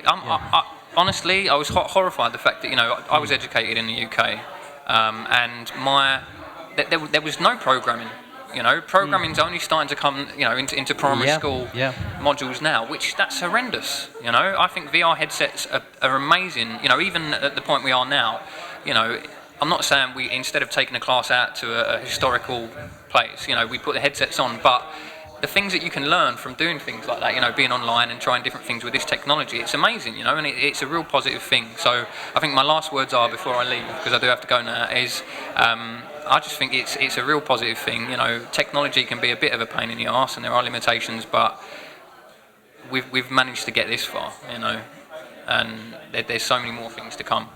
So a lot more. We need, inspiring minds. I just think that sometimes there's, you know, just going on about why it's not on the curriculum or why it's not seen as it's seen as something which suppresses imagination rather than evolves imagination, and that in a way is a story that you hear time and time again whenever you get a new technology. It always seems to be, that's good, you know, that's going to stop the kids playing in the park, and they're just so creative when they go and beat the crap out of each other in the park. And we never see it as a way to actually extend imagination. Do you know what I mean? And it's only later we realise. It was probably the same when books came out. They're not telling each other stories anymore. They're just reading other people's stories. Do you know what I mean? So it's like, to me, it just suddenly realised that actually this is a major expander of imagination, not a suppressor.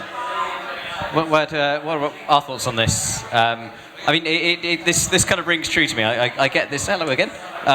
I hear this time and time again about different technologies, about how something is going to stop somebody from doing something, how we should stop kids from using tablet computers. And yet it's been better for their IT education than IT lessons. Yeah. I'm sure you can agree. Like, have you got experiences that relate to that?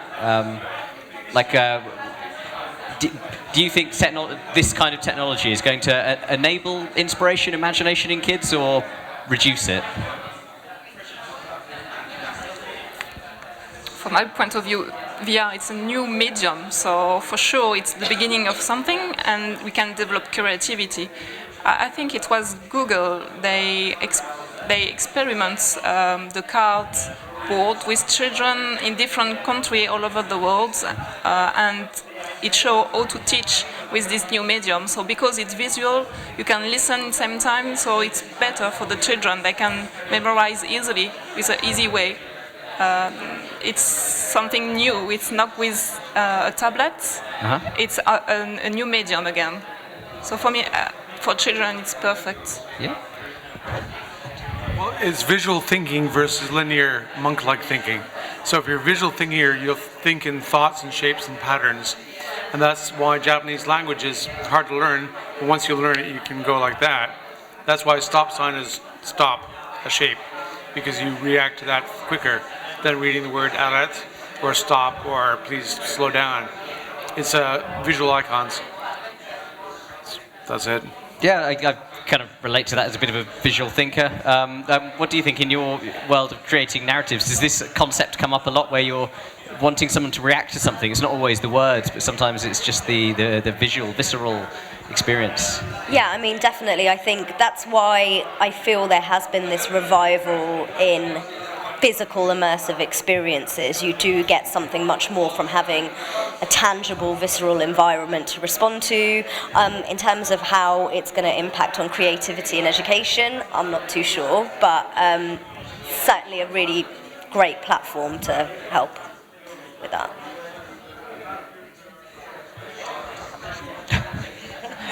Mikey, what's your thought on this idea of it being powerful because it's visual? And do you, in your experience in this kind of world? It's a shame you weren't here a minute ago when we had somebody that's trying to make a 3D film in a virtual reality film, because she was talking about the opposite thing, which is this compelling power of narrative. That narrative is what, in a way, gives sense and gives context to the experience. Otherwise, it's a bit meaningless. All of these environments are meaningless without that driving narrative force. It doesn't have to be a linear narrative, but there has to be some progression, which is kind of, I mean, not saying it's against the visual, instant kind of way of thinking, but it augments it. Just a quick point, and then we'll say hello to our new friends. Would you like to have a supercomputer with thousands of pounds, or would you like to have a compelling sock pocket theater? That's a fair and you have point. to use your own socks, of course, and little googly eyes. I guess that would probably be up to the individual, I suppose. Can we get a name from our new... Yeah, I'm Neil. I was just walking by. I have no idea what this is. Oh, so this is Talkaoke. This is a talk show that can go anywhere. We're talking about anything and everything. Obviously, the conversation started about VR. Live on the internet right now. All right. We're not live Famous. on the internet, right? We're not live on the internet, are we? Live. No, we're not live. No. So things we've been talking about range from the willingness of people to participate in virtual experiences. Maybe some people just want to sit back and just chill and watch a movie and not really do anything, whereas some people really want to get involved and kind of replicate a little section of reality. Some people want to create hyper-real experiences that you can't experience in reality. And there's sort of the pros and cons to all of these sorts of things. And the thing that we've just been talking about is about how it could be more powerful than other mediums because it's purely visual. Mikey, what's your... Yeah, I mean, I think for me, the point that's come up that's been the most important is this idea about a kind of enabler of imagination. And I think that's so important, that the technology needs to be able to enable the user's imagination, whatever kind of thinker they are. I have an opinion. Grab a mic. Okay, sure. It's a step beyond what the web did, yeah? You had passive entertainment, radio, TV, movies, and then suddenly you could lean in and tap away and do stuff and move things, and I guess now that it's going from 2 dimensions to seemingly 3 dimensions. I just did it for the second time in my life. But it's virtual 3D. Well, it's colloquially 3D. On a flat screen, you're stuck with 2 dimensions. I just came from... Yeah, it breaks the frame, but it's not actually stereoscopic 3D. Well, understood, technically. Curiosity though, but like from a user experience. For the sake of conversation, we colloquially refer to it as 3D. But then I am curious to know about what then is not, because I as a non-expert, I'd call it 3D, but I don't know. I think the ability to go from left to right and then also have some depth perception. I just did it in this ocean. That's going to take things to some next level. Let's get a final thought in a sec, but let's just let Neil finish his point. But then we'll get another opinion. Okay, well, Sheila, could we just get a final thought, and then final thought? I'm we'll really 3D. excited about the possibility of VR, but at the moment feel more excited about what we can do in the physical space. I'm really looking forward to seeing when we can combine the two to kind of elevate that further. Time run. Where are you based? London Fields. Okay, yeah, I'm sure I've passed it on a bus or something. Have you got a sign outside? It's a massive kind of hourglass on a wooden door opposite Clemson's Arches. Okay. I'll leave you a card and you can look at a trailer. Yeah, leave us a card. Well, cool. Well, thank you so much. I don't mind a healthy debate. I want to understand. Yeah, well, I'm genuinely curious now, actually, as well. Consider it a 3-dimensional experience. It might not be filmed with a 3D camera in the traditional sense, but if I can go forwards and backwards in addition to side in my experience. We can do that with a video game. But let's grab the mic. So I mean, most people refer to this as 3D. Yeah. But not playing a computer game on their TV screen. So what's what then is the criteria? Is it a it's 3D in the sense that you exist in a 3D space. Basically, Apple did this with QuickTime VR, where you basically have a camera that will photograph a sphere, and you're mapping the sphere onto, in this case, a world within a headset, which you then can go around and look up and down, back behind you, and so on, and you can have sound and so on. But stereoscopic vision, and there's other tricks that are being used to create more of a 3D sense, even though you're basically trapped in a bubble with this video or a still painted onto it. Now, true stereoscopicness would be 2 eyes being used. So you have a depth perception, so that when you look at him, he's always going to be the same distance away when you're physically that distance away. So if you start using lenses on GoPros, which I can demonstrate on 3D camera, it will distort reality so that it won't match reality when you actually enter reality again. How about this? Okay, yeah. If you poll 100 non-technical lay people, they'd say it felt three-dimensional-esque in the same way that going to the theater, that's my point. If you go to the theater now and you see Star Wars in quote-unquote 3D, it's not actually 3D, but it feels like something's coming towards you. It feels like there's a third dimension. And I think that's what this VR technology, again, I'm time number 2, iteration number 2 of trying it. I used to work in TV high definition a lot, so, you know, that was my next thing. Okay, and I mean, just going on to the 3D, the supposed 3D experience. I mean, I personally don't think it's a very important distinction what you want to call it, whether it's 3D. But I do think that the 3D cinema experience, which to me is not that particularly valuable experience, just highlights, you know, I think also it's a medium that's a 2D medium wanting to expand and not really managing to do very much that's that interesting. But it also kind of shows that you need to really, in the immersive environment, you need to really start again, start from scratch, and create some things very, very different. Whether it's whether you want to call it 3D, 8D, 4C, or whatever, I'm not that bothered about what you call it. And what was your? Okay. The trick is that they're okay, I'm being stickler because I'm old school stereoscopic 3D, so I know the focal length of your eyes. I know what cameras do and so on. So if you follow that, you can actually fix all the VR that's out there and actually produce it so that you are actually looking spatially to what you actually have in reality, so that the fixed point of view from me to you will always be that distance in your eyesight, but in reality. But unfortunately, we have screens that aren't up to it yet, so it's almost a null void. So you're going for more for the experience of it than actually trying to be realistic. So when you see my 3D viewer, which I'll have here, we're just waiting for Louis to arrive again.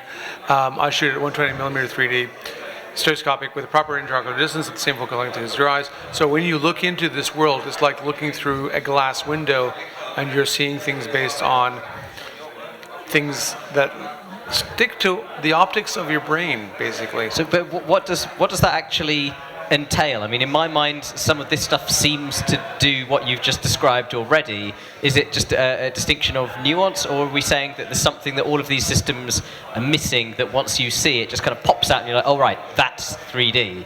What's for example, the reason Sky killed 3D is they're trying to own the market.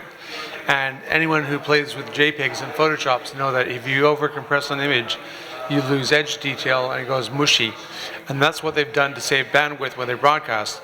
So I've wondered what the hell was going on. So I've ran out some footage of my stuff, ran it to a 3D TV, and it looked like shit off a memory stick because it's being compressed in this format.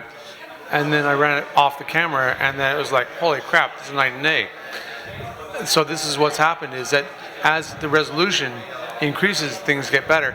I mean, if you look at the first Palm Pilot, for example, that was a shit screen, and people used it still, and they were quite convinced that it was a wonderful device. But they probably didn't use it for 3D stuff. But so are you saying, what I'm saying is just like it's basically it'll get better and it's repairable, right, and I can tell you how, but you have to start following the rules of how your brain and physiology works. But until that point, though, what was your impression of what you experienced? Was it still enough to make you go, wow? Or were you thinking it needs time before actually I'm sold? That was my point. To 99% of the populace out there, probably the people that are not in this room at the moment, I think suddenly this has that wow factor to a newcomer to the medium. And I'm curious, I'd like to hear from these guys. So what's that next application that, in terms of entertainment, that can be delivered because of this? There's something. When, you know, video games came out, suddenly there was this, you know, new world created. When things went from black and white to color, obviously that was a leap. I'm curious what the opinion of the next leap is with this new medium. Yeah, I mean, Mikey, as someone who have you never tried VR? Was it that you said? Tried VR. You have tried VR. Yeah. But I mean, I think its use is fairly limited until we develop a kind of grammar, a narrative structure that works in an immersive environment. I think all these things, and you know, going back to Sheena and what she was saying, I very much agree with that. That I think what's happening in theatre, where theatre has suddenly gone,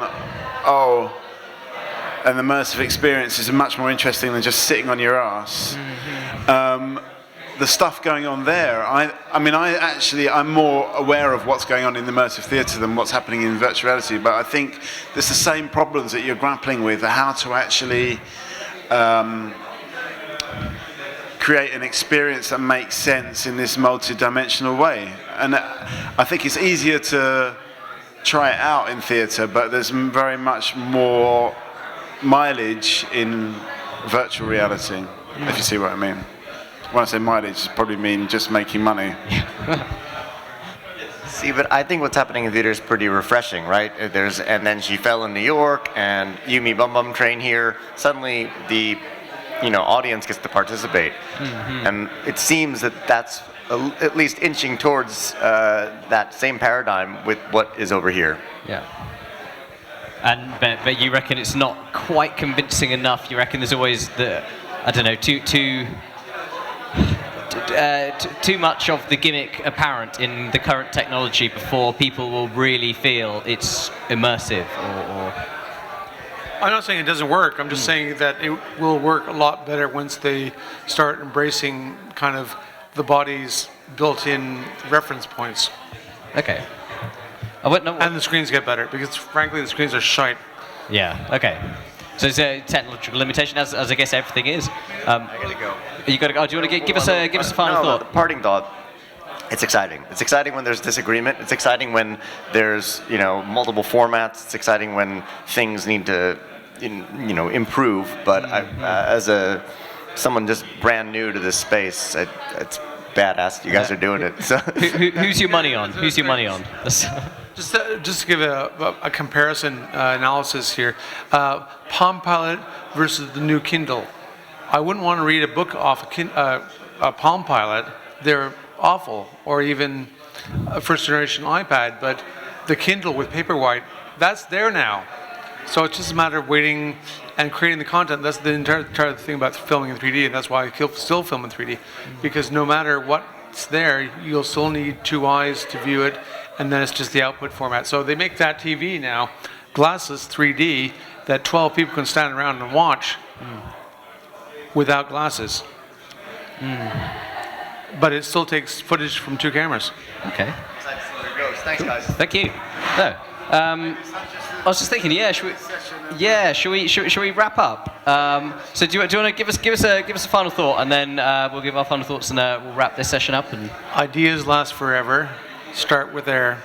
Ideas last forever. I mean, I think that's true, but there, to me, is missing out on the thing that society changes, the whole context changes. So. I'm actually at the moment reading a book about Greek tragic theatre, which does make sense now, but actually it's a completely different society that started tragic theatre, and so the values are different, technology is different, everything. So, I personally think there's new formats, I think the work that needs to be done is not technological work.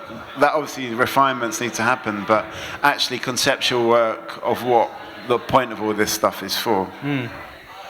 My 2 cents on it is I kind of agree. I think a lot of the work to be done is to find the applications that people will actually use and benefit from, and ways of telling creative stories with it. But my worry is that there'll be disagreements technologically, like there have been with all pieces of technology so far, and things won't plug up, and some stuff will only work on one system and not another, and there'll be those kind of disagreements which only serve the people trying to make money out of it, and not those trying to actually push the medium forward. But anyway, let's give some things a go. Let's actually go round and explore some things. So thank you very much. My name is Rowan. This has been Talkaoke, and we'll see you shortly. So welcome to the Trampery, welcome to Hackstock, welcome to Science Fiction London. This is Talkaoke. My name's Mikey, and if you don't know what Talkaoke is, it is a pop-up talk show where people simply talk into this microphone about whatever they want to talk about, and it's my job simply to pass the microphone around, which I'm going to first of all do and find out who everyone's called, what their names are and stuff. Also, I want to point out that later on today, I'm going to be replaced by a giant sphere. So my job, my days, and my minutes, my hours are limited. For the sake of some extra experimentation, I won't go into that right now. Let's just find out who everyone is. So what's your name? Mark. And Trey. And Fiona. And James. And Rowan. And as I said, my name's Mikey. What do people want to talk about? Anything they want to get the ball rolling with? Any thoughts, ideas, comments, suggestions, observations? Come and have a seat. What's wrong with the world? How do we fix it? What's wrong with... Okay. Giant vegetables. I can do giant vegetables, and I'm up to 15 people cured of cancer with hemp oil. 15 people cured of cancer with hemp oil. Okay. I know so much about this stuff. But So food shortages, cancer, medical these are some of the... I mean, you've gone in for the big things. What's wrong with the world? How do we fix it? Are you happy with some of these suggestions? I'm going to turn the mirror on you. What do you want to actually see fixed? I have a theory on what's wrong with the world, and I think it's the mind. Yeah. I think that people give a massive amount of value to academic intelligence and being smart, but very little credence on emotional intelligence and being emotionally wise. And if we can get people to just do that, to become a bit more conscious of the brain, so it's a bit harder to brainwash them, and allow people to think just a little bit more for themselves, rather than either being a corporate lemming or a social lemming. It's about making people more free thinking, and I think that becomes a starting point to fixing everything. What is emotional intelligence? Okay, so emotional intelligence is, academic intelligence is read a book, you become smart, but we know that smart people kill themselves all the time. So emotional intelligence is if you walk out and I say, oh, I don't like your hair, or I do like your hair, most people fluctuate. Yeah. They have no way of qualifying. Don't like my hair, to be honest. I think it's gorgeous, but that's just between us. Yeah. But the point of emotional intelligence is knowing how to deal with the world that it comes. So, for example, academic intelligence is how to read a newspaper. Emotional intelligence is how to deal with what you've just read. Okay. How to cope. Okay. And that is. I'm going to pass this along to everyone else. What other people think? Are we too concerned with academic intelligence, not enough about emotional intelligence? How do we feel about this? How do you feel about this? Don't get me wrong, I do think it is a bit of a blend, but I do think it's also a bit oversold. I think, for starters, I'm not a believer in a definition of it, because I think it's something so intrinsically human. To define it is a bit like saying that some do, some don't, and then that raises a lot of issues. People sort of talk about people with different sort of learning difficulties and mental disorders of not having emotional intelligence, but I never kind of agree with that.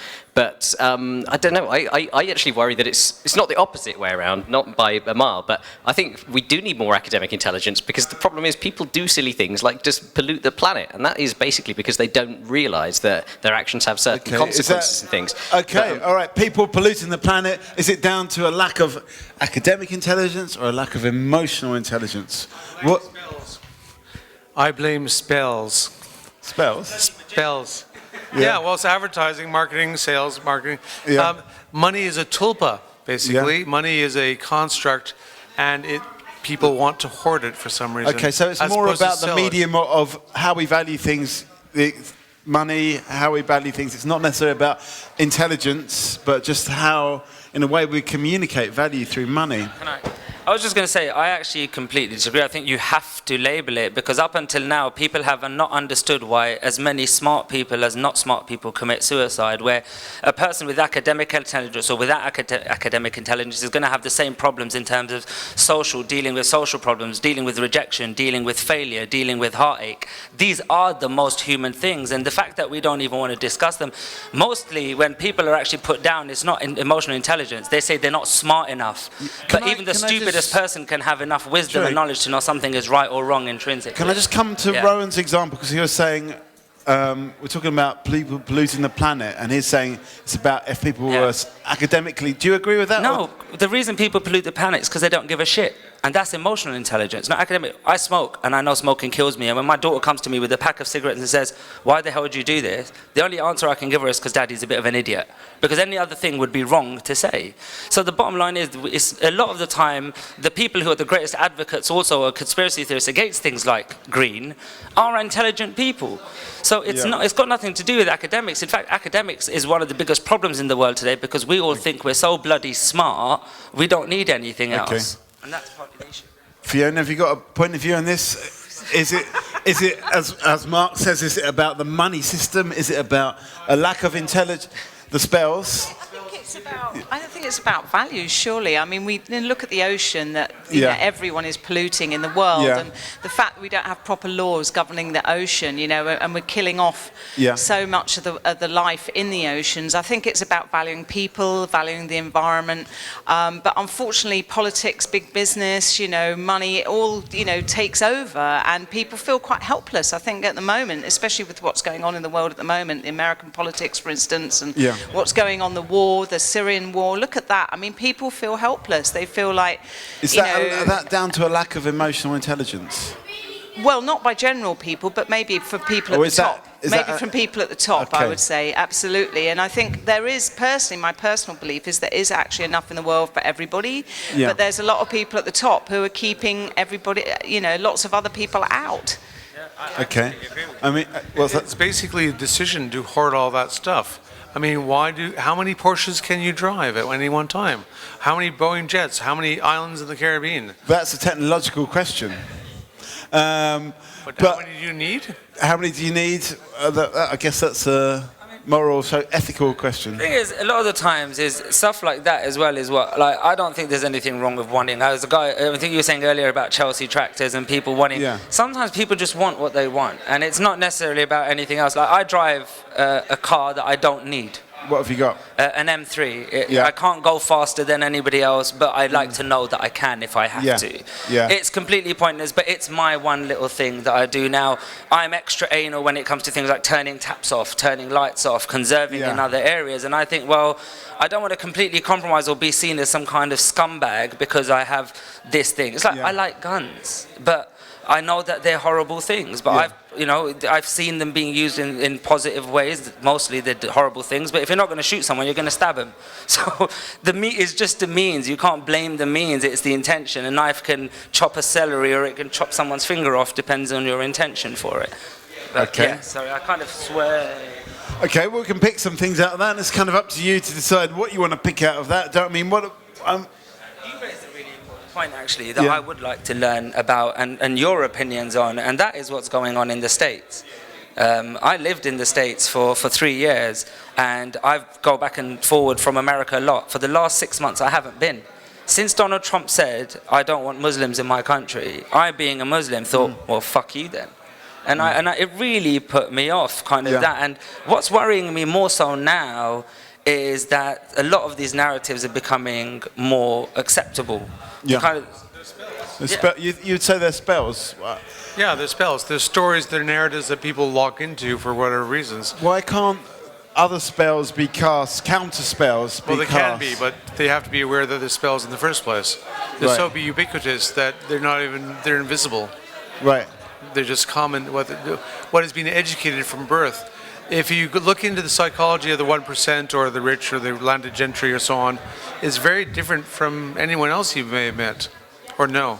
Okay, so it's a different culture. Are they aware that they're casting spells?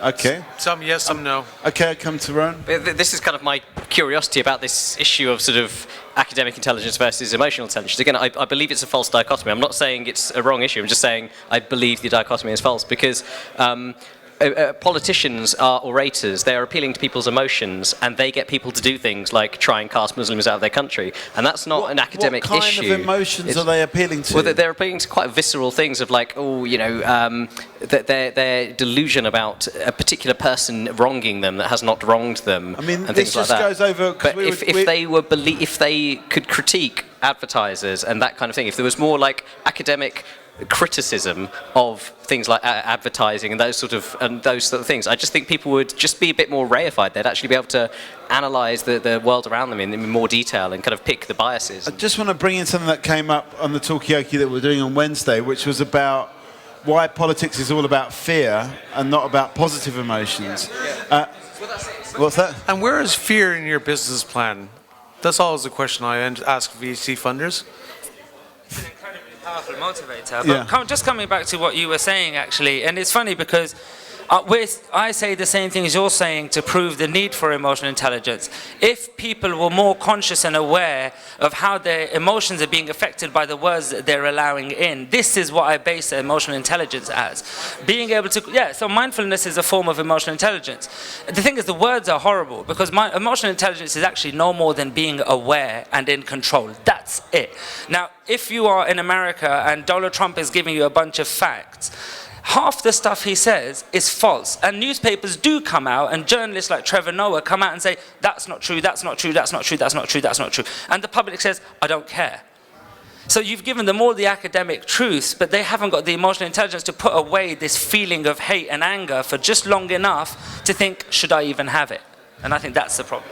Well, you said you've got a good example. Well, I got an interesting example, just because I keep on coming back to education and how people are brought up. In school, back in high school, I had two friends. One was from the wrong side of the tracks, a guy, and his British girlfriend, very blonde, very cute. And the English teacher always gave her really good marks, and he always got really marked down. So you can imagine what we did. They don't even remember it. Basically, she wrote the essay that was required, he wrote the essay that was required, and they swapped them. Yeah. And guess what happened? She kept on getting great marks, and he still getting bad marks. Interesting experiment. Now, expand that to society. Yeah. And you can see where it all goes pear-shaped. So basically, we, I guess we're not really being objective. We're kind of like, in a way, we're expecting a certain thing from people, and we just perceive what we expect rather than the other way around. Yeah. I think with America at the moment, one of the things that's definitely happened is the lower working classes have been smashed by what's going on in the economy, and it's a very good way of getting their vote is to create fear, and the fear that there's not enough, and that's what Trump is doing. He's basically saying there's not enough, so I'm going to shut all these other people out, and so I think unfortunately a really quick way to gain power is to create fear, and that's what he's playing on, the fact there's not enough. And if society was, shared out more equally in America and in other countries, I don't think they would be able to create this much fear. That's my opinion. Okay, so in the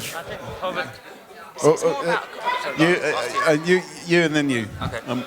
Okay. I think poverty obviously plays a role, but in this country we see that there is the poverty element, but a lot of the people who are becoming much more right-wing and buying the rhetoric, even we're getting here, and it's amazing to see so many English people pushing Trump as an objective, and you think to yourself, one, this should be the most anti-British thing to you, like to have a man like this saying stuff like this. But what's more scary is that over here, the people who are becoming swayed aren't now just the poorest, and actually here it's opposite, because the poorest have experience with these groups that everyone else is talking about, and they think, well, no, that guy 2 doors down lives down there, they're all right, and I'm mates with him, and I'm mates with him.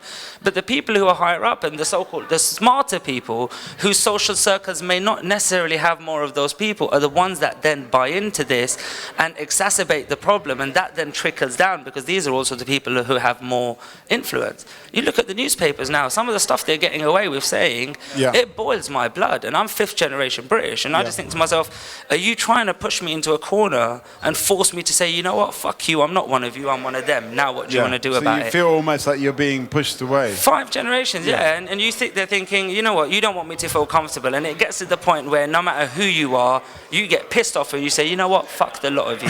I'm just going to be what you wanted me to be anyway, and that's partly the problem. Yeah. I guess that's not the emotionally intelligent response, but it's the instant response. Mark had a point, and I'll come to you, Fiona, or is it gone now? I was going okay. I was going to throw in the 12 monkey experiment because most people don't know this one. Okay. Or you can.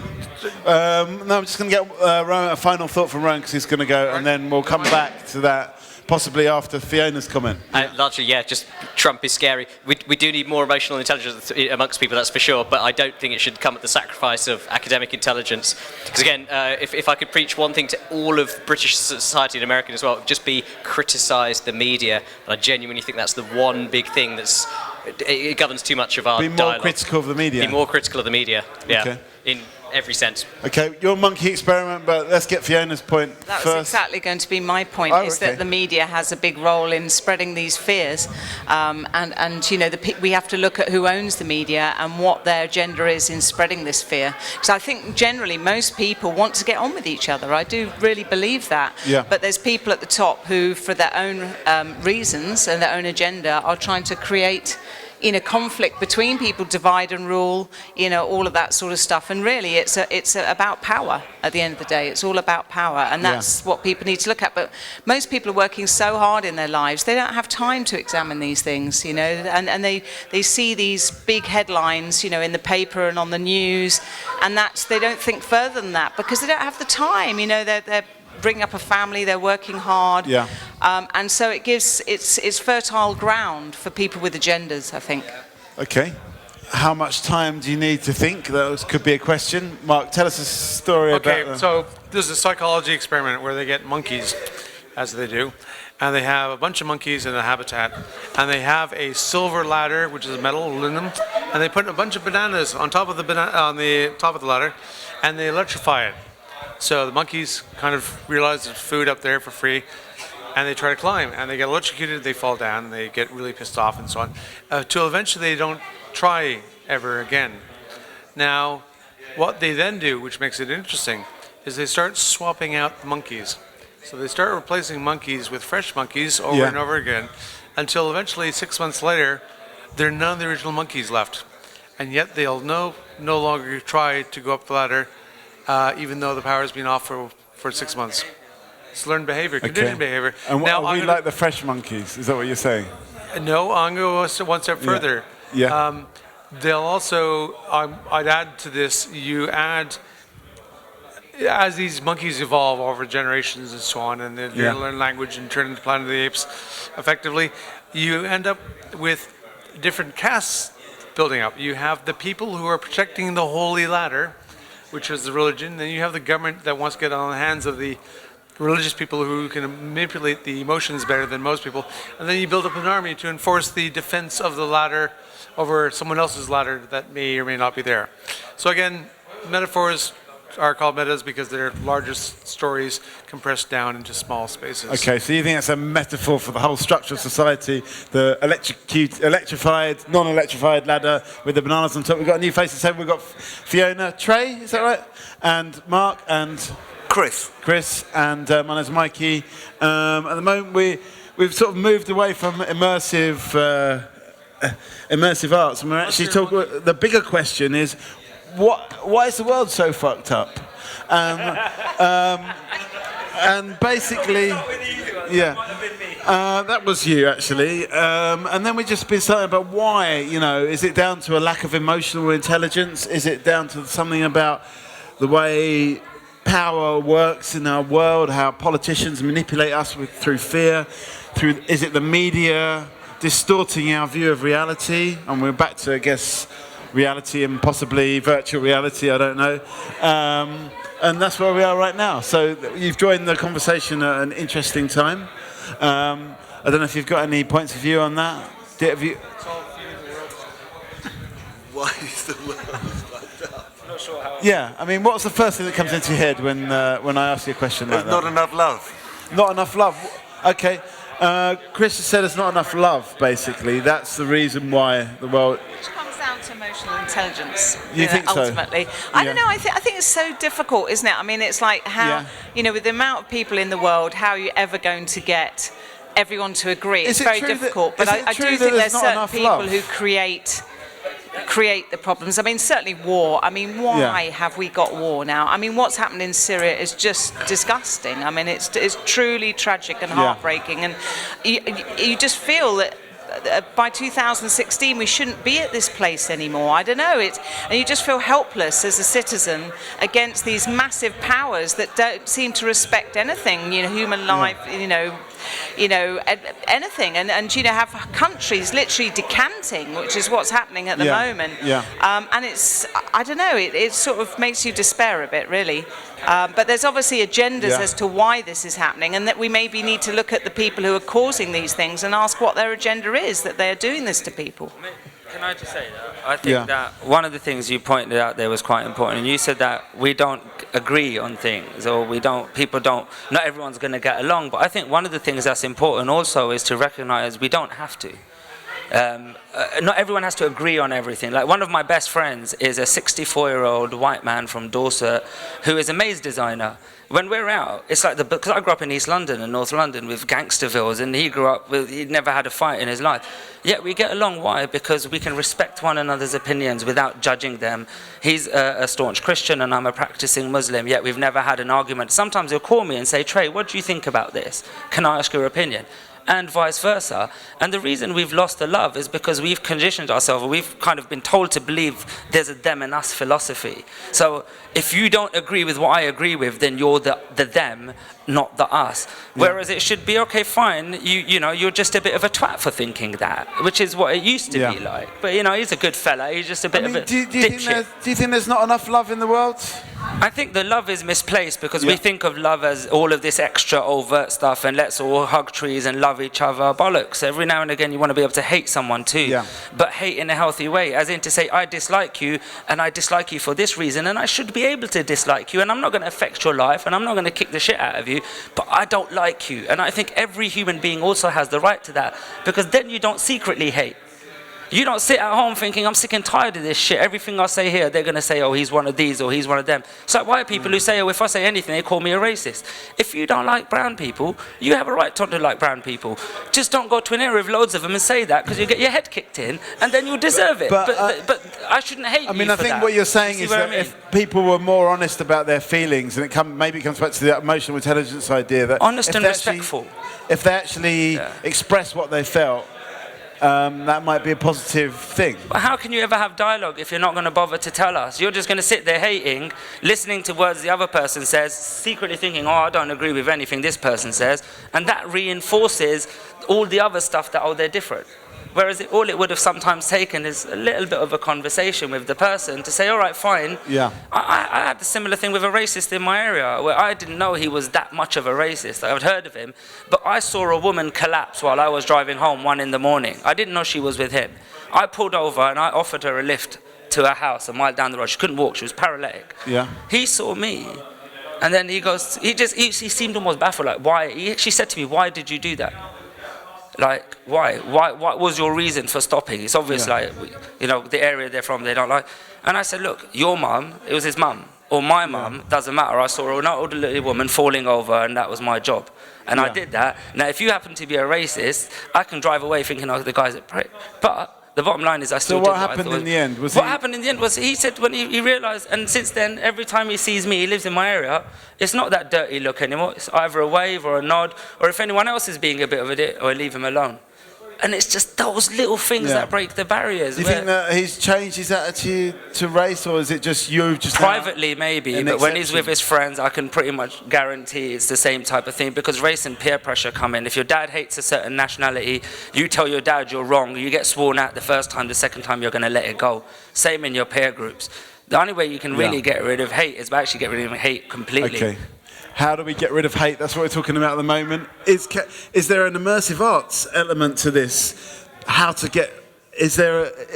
we got a role to play in eliminating hate? I guess the immersive arts and VR will have the capability to put people in other people's shoes and create a sense of presence and understanding. And at the moment it's a very open media. We don't have the conventions. The conventions are sort of mental block off to. It's a very ripe media. If you expose people to a refugee camp, for example, that sense of presence and empathy is very effective. Is very strong. Yeah. So the potentials are there to put people into places where their understanding will increase. You know, love and understanding is the root of this. Really. Okay, love and understanding. We could potentially have a role to play here. I think there's a huge potential for that, but I still think the powers, the forces at the top of society, if they still have an agenda to create division, they will. And you know, and that is the problem. At the end of the day, we have to look at the top of society and say, why are they doing this? What is that? Why are they trying to whip up? Which is what's definitely happening now in America. All of this hatred, you know, and you know, it's quite scary what's happening now. I mean, I read, and I don't know if it's true, that Trump said he would drop an atom bomb if necessary. I mean, this sort of language is really now getting very scary. And, you know, so why are people in America allowing this man to happen? You know, he's been allowed to rise. Why? I think we have to look at that. You know, I think most people, at the end of the day, they might have their little grumps between each other, but most people get on with each other. The real problems are from the top. And they're the people that drop the bombs, start the wars, and create this rhetoric that's going on. And I think that's ultimately, until we address that, I don't think it will stop, unfortunately. Okay. I think there's I think that their agenda is very simple, that they hold all the wealth and power, and they want to hold on to that.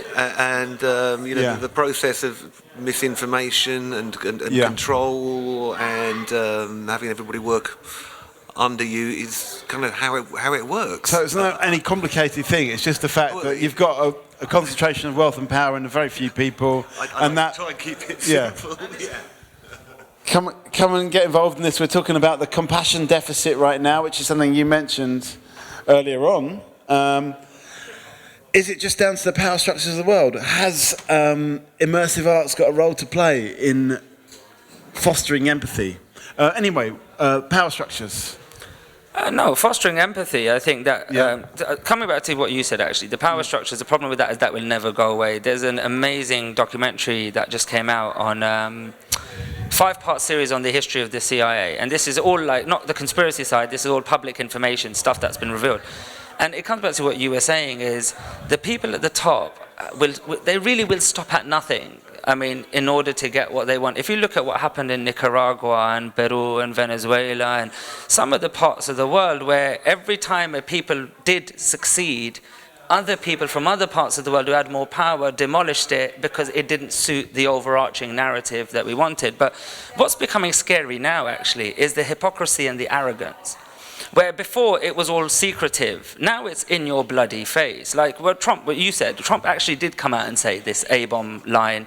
But what was more scary was when he went on news and they said, so what should we do about these Muslim terrorists? And he said, well, kill all their families, their mums, their dads, their babies, kill them all. That's the only way you're going to solve the problem. The hypocrisy is now, if you imagine anyone in any other part of the world, forget the Islamic world, Kim Jong-un saying something along those lines, it would be murder all over the world, UN conventions on the rhetoric that's coming out of his mouth. And yet you can say this, and I'm supposed to go along with it. And I read an article in the Daily Mail, which was my first mistake, really. I shouldn't have read the article in the Daily Mail. But it was one of the lines, and it was by Katie Hopkins, and one of the lines in it was about Muslim couples. And it was like, she said in her own words, I feel sorry for these veiled women who are being approached by their Muslim men with their measly Muslim members.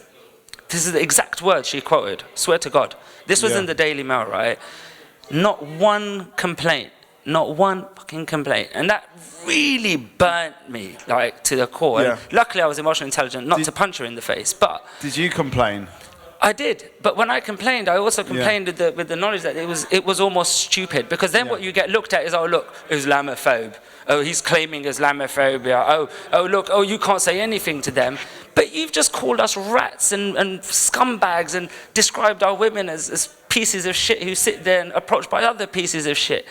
And yet I have to go along with this, and this is where I think the hypocrisy and the arrogance kicks in, is when you start to think that it really is a double standard. And yet, if it's such a blatant double standard, why are these people, the world, who's supposed to be intelligent, not actually saying it? Why can't anyone just say, yo, this is wrong? But they don't. And that's the scary part, not what they're doing, the fact that we are willing to go along with it and say, they deserve it anyway. We won't be surprised if we've got another Holocaust on the horizon. I wouldn't. Okay, This is how it started last time. Well, that's where the media has a responsibility. Unfortunately, someone like Katie Hopkins is listened to. I mean, really, she shouldn't even have a job because she is causing a lot of problems. And, you know, but the fact that someone employs her, and it's probably because she gets ratings. And that's unfortunately what all of this is about, is that these cheap quips that these people are making are selling papers and selling media, and that's ultimately why they're on them in the first place. And you know, unfortunately, until that isn't you know, a value, then that these people will be allowed to shoot their mouths off. I think Trey's saying that it's not just the responsibility of those people, because you always get unpleasant people in the world. Is it our responsibility to do more to say, no, this is wrong? Well, I think people are. I think people are, but their voices are not necessarily heard. I think at the moment there's a very right-wing agenda that's coming in all over the Western world, which is brought in by fear and the fact that there's massive change going on in society, and people feel uncomfortable. They feel scared. They see jobs disappearing. They see technology is adding jobs, but also wiping out jobs. And it's creating a lot of fear and insecurity, and people are playing on those fears. That's what I see. I think there's one phrase that sums it up, which is evil prevails when good men do nothing, and I think that is very much the situation that we're in, where good people are too afraid, because if you say something, you're immediately jumped on by the more powerful, and you're shut down. So be a bit more confident, act on what you see is wrong. Technology, has that got a negative role in a way? Is it taking away people's jobs? Are people scared of it? Is it part of this fear? We're in we're kind of like, seem to be in a world of fear where we're worried, not necessarily me or you, but we're worried. There is a worry about the lack of jobs, but also about migration.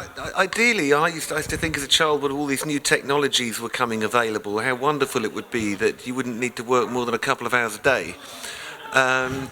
You know, with farming processes and manufacturing, you know, you could produce things that lasted a long time, and you know, we all had a much happier time because we were fed and warm and the rest of it. You know, we could communicate, but that doesn't sort of really suit the structure of the people who want to capitalise upon, you know. So in the end, technology just leads to more work. No. Yes, but I also think technology has the potential to be the biggest game changer, because technology, one, it comes down in cost as it becomes adopted. Two, you can have it in the confines of your room without the influence of the outside world. And there are so many technologies that are coming now that are based around empowering the brain. And I think that these are exciting. And even VR does have the potential to take us, because what we're doing is we're taking ourselves out of this controlled reality, which we think is a real reality, but it's just as controlled. And we can give people, beyond empathy, just the ability to look at how the other side works, how other worlds work. You know, we all know how travel expands the mind. Not everyone can travel. Can VR close these gaps? Can we let people talk to people in other parts of the world as if they're sitting face to face with them? That will build bridges. You know, if every time you feel concern, you can somehow use tech to alleviate that concern and qualify that immediately. So I think tech is going to be one of the key things, just like Twitter. It gave people who didn't have power the power of press, and Facebook and all of these things. So there will be, and I think VR does have, and AR has great potential, but I think also if we're not careful and we let just the bigger £100 billion companies do everything with it, we are just going to become again tools or fools of the technology that they're using to just control us in more and more ways. I mean, there is also the danger that VR will become like, say, gaming, where a lot of the games are very aggressive and warlike, and just creating sort of more anger in a way, and more, it depends what's, and also the headsets aren't cheap, but they're not necessarily going to reach the people who maybe need the empathy the most, and the people who are being sort of crushed by all of this. So I don't know. I think it can go either way. I think it has a lot of potential for empathy. Hang on a sec, Fiona. I just want to explain. We've got some potentially new customers. This is Talkaoke. It's a freeform talk show. At the moment, we're talking about. We were kind of here mostly to talk about immersive arts, but we're skirting the subject. We're mostly talking about why is the world so fucked up. If you believe it is fucked up. And then we went through there's not enough love. Then we started talking about fear. and the media? Are the media creating fear? Well, come and sit down and listen and get involved. You're very welcome to perch your... That's the opinion we need, the youngsters. We need to know what the youngsters think. Okay, well, give us a final thought. I don't know. Love one another, peace, in the world. I just want to come back to what we're ideal, isn't it? But it doesn't seem to ever work for very long. Is there a role maybe we should give politicians empathy through VR. Maybe that's the solution. Maybe they should all be forced to have an empathy session with VR. Maybe that would help. What would that empathy session look like? Say, for example, he straps David Cameron. To maybe see the damage they do. Maybe that's actually what they need to see, rather than seeing sort of flowers and love hearts through the VR. Maybe they should actually be faced with the damage they do. So take David Cameron or Donald Trump on a tour of war zones and death and destruction. And dead babies. Maybe that'll change. Yeah. I mean, look at the junior doctors at the moment. Look at what they've gone through, and they don't seem to be getting much empathy from the government. And, there can't be a more important job than what they do. So I think some of the people at the top need some empathy lessons. Okay. Will it actually work? Mark, you came back to... Thank you, Fiona. So I just heard Fiona's have comments. one of our I cards could throw in my data to you. I have friends, a couple of friends that work at the hospital and various circuits, and what they notice is the junior doctors start off very empathetic and so on, but as they grow senior and senior and senior, it gets to the point at the consultant level where they won't even look at them in the eye. Who won't look who in the eye? The consultants won't look at the staff that work at the hospital in the eye. Right. So the empathy gets trained out of them. Right. Now, interestingly, there are acting troops around the UK that are now working with the NHS and hospitals and so on to train, or at least try to impart empathy into these calcified, for lack of a better term, people who are in charge of you and treating you like a slab of meat that needs to be fixed and repaired. Okay. So, I mean, that's actually happening now. I've met one with 2 days ago. Part of an acting troupe that are trying to How do you train the empathy back into... I don't know, I'm not the actor, but it involved getting them... So maybe they become the doctors. I mean, this is the other interesting idea, is that why are doctors the worst patients? Have a think. Okay.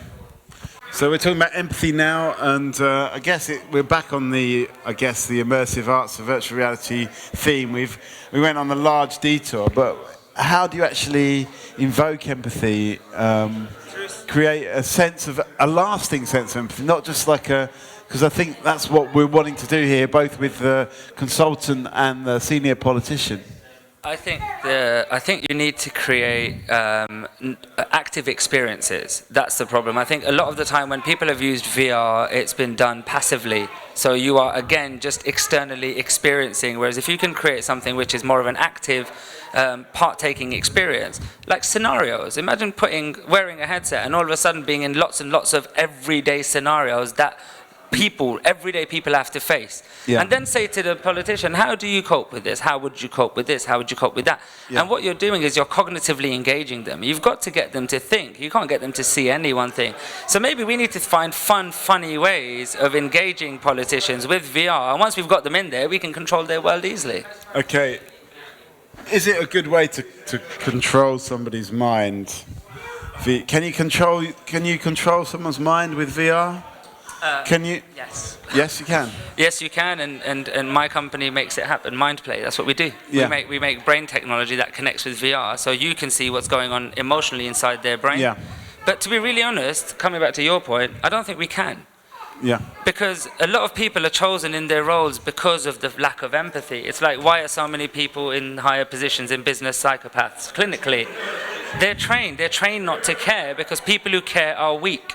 In many senses, and if you're seeing caring and empathy as weakness, you're never going to want to become empathetic, and you're not going to. When I say they're trained from birth, I was passing by one of the very old schools in Brighton, and I said, "What? They take 4-year-olds in, and they live in the school for 12 years until they graduate. I mean, that's not a mind control conditioning system. What is? And it's quite a long and time-consuming one. It's a very long, but they're burying stuff in. So then they only You get sent to these schools not to necessarily know what you learn, but the people you're with.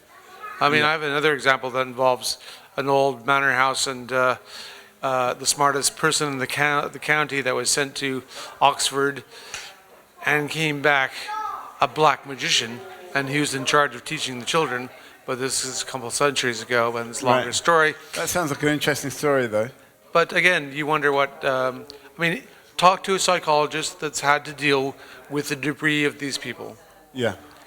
No wonder they're going for thrills by eating oranges and stringing themselves up.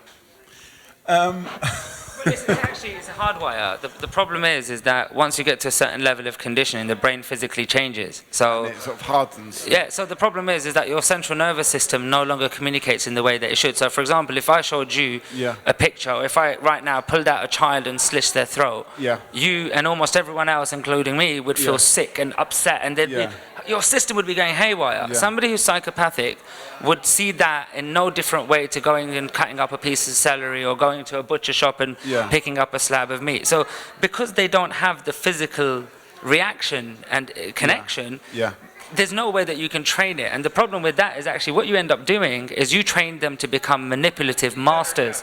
You cheat, some of the best serial killers and con men in the world, it was when people tried to make them better that they realized, okay, so I need to act like that to make them think this, and I need to say this to make them think that. So it's only just making them play the game even better more. Players at the game, and that's the risk. Yeah. Okay. A psychopath training. You're looking at a psychopath training system so they can fake it, as it were. Okay, all right.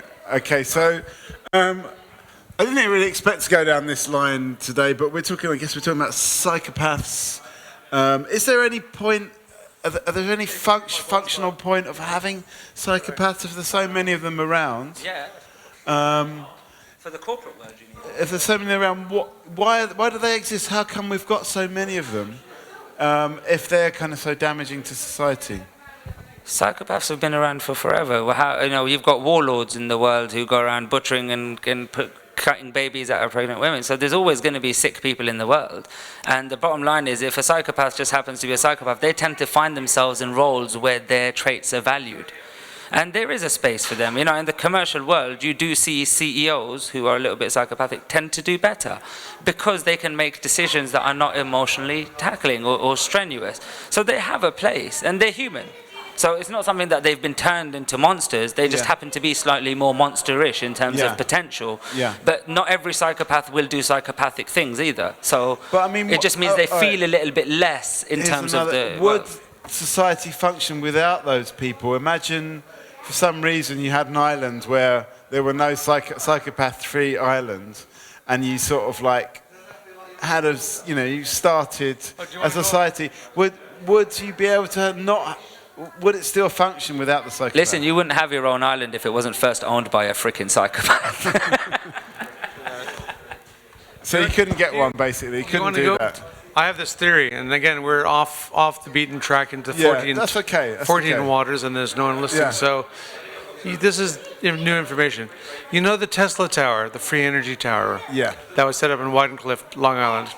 Okay, they said it was not feasible for all the financial backers because you couldn't charge for free energy. Well, we get the BBC and we get charged for it. You assume that you have a receiver and you get charged for having the BBC on the TV license. So it could be done in the same way. Just assume that everyone has it and charge them accordingly. This Tesla Tower is? Tesla Tower basically had a free energy tower that was broadcasting energy and blah, blah, blah to people within a certain radius. Now, we're going off deep, again, it gets into empathy again. And there's a scientist by the name of Persinger at London Universities who is doing electrical stimulation of the brain over the temporal lobes, and was able to create synthetic telepathy on demand, and also visions of God, and he also ghost busted on the side with the same technology. Now, Dawkins, when he tried it, didn't work at all. You have to have a certain level of magnetite in your skull, which skulls do have, and to be able to receive it. Now, Tesla's technology was based on the Great Pyramids, apparently, according to some research. And the Great Pyramids, the experiments done in Russia, show that they generated a certain field around it that enhanced people's growth of plants and so on, but also, and this is just a theory, I have no proof until we run some tests, that you could actually generate the tower. This is actually the Tower of Babel, because it basically created. It's basically Bluetooth. But basically, the upshot of it is Bluetooth within a certain area for people's your contention brains. is that there's technologies out there which have been suppressed for one reason or another. Because No, it's just age gets lost. So basically, for example, what would be the worst thing for a psychopath is that everyone within a certain radius of a tower had telepathy. If you had telepathy with a psychopath, you'd know he'd lied. So there you go. Yeah. It wasn't the free energy. It was the revealing of the psychopath. Right. Through mind-to-mind, Bluetooth, communication, telepathy, and empathy. Okay. So that's one idea. Yeah. Psychopath's a psychopath is ask them. If they say no and get angry, they're not a psychopath. If they say no completely calm, then they're a psychopath. And if they say yes, they're definitely a psychopath. Okay, so, oh, interesting. Okay, right. So those that don't get angry... They tend to not angry from an out-of-control perspective. So people will be like, "What? You can't call me a psychopath. I'm not a psychopath." They're not psychopathic, or they're too emotional. A psychopath will be much more, almost autistic, or on the autistic spectrum in terms of control. Unless you're already autistic, which means I'm screwed. Okay, all right, this is it. Okay, final thought. Give us a final thought. I think technology and VR really does have the potential to help people and humanity progress, but only if we keep control of its content and its technology at a grassroots level. Don't trust the man. Okay, this man, any man. Any man. Okay, Rick, so you heard that? Don't trust the man. So this has been Talkaoke. We'll probably do another session a bit later on. Thanks to everyone at second part so far. Thanks to Rick on the camera.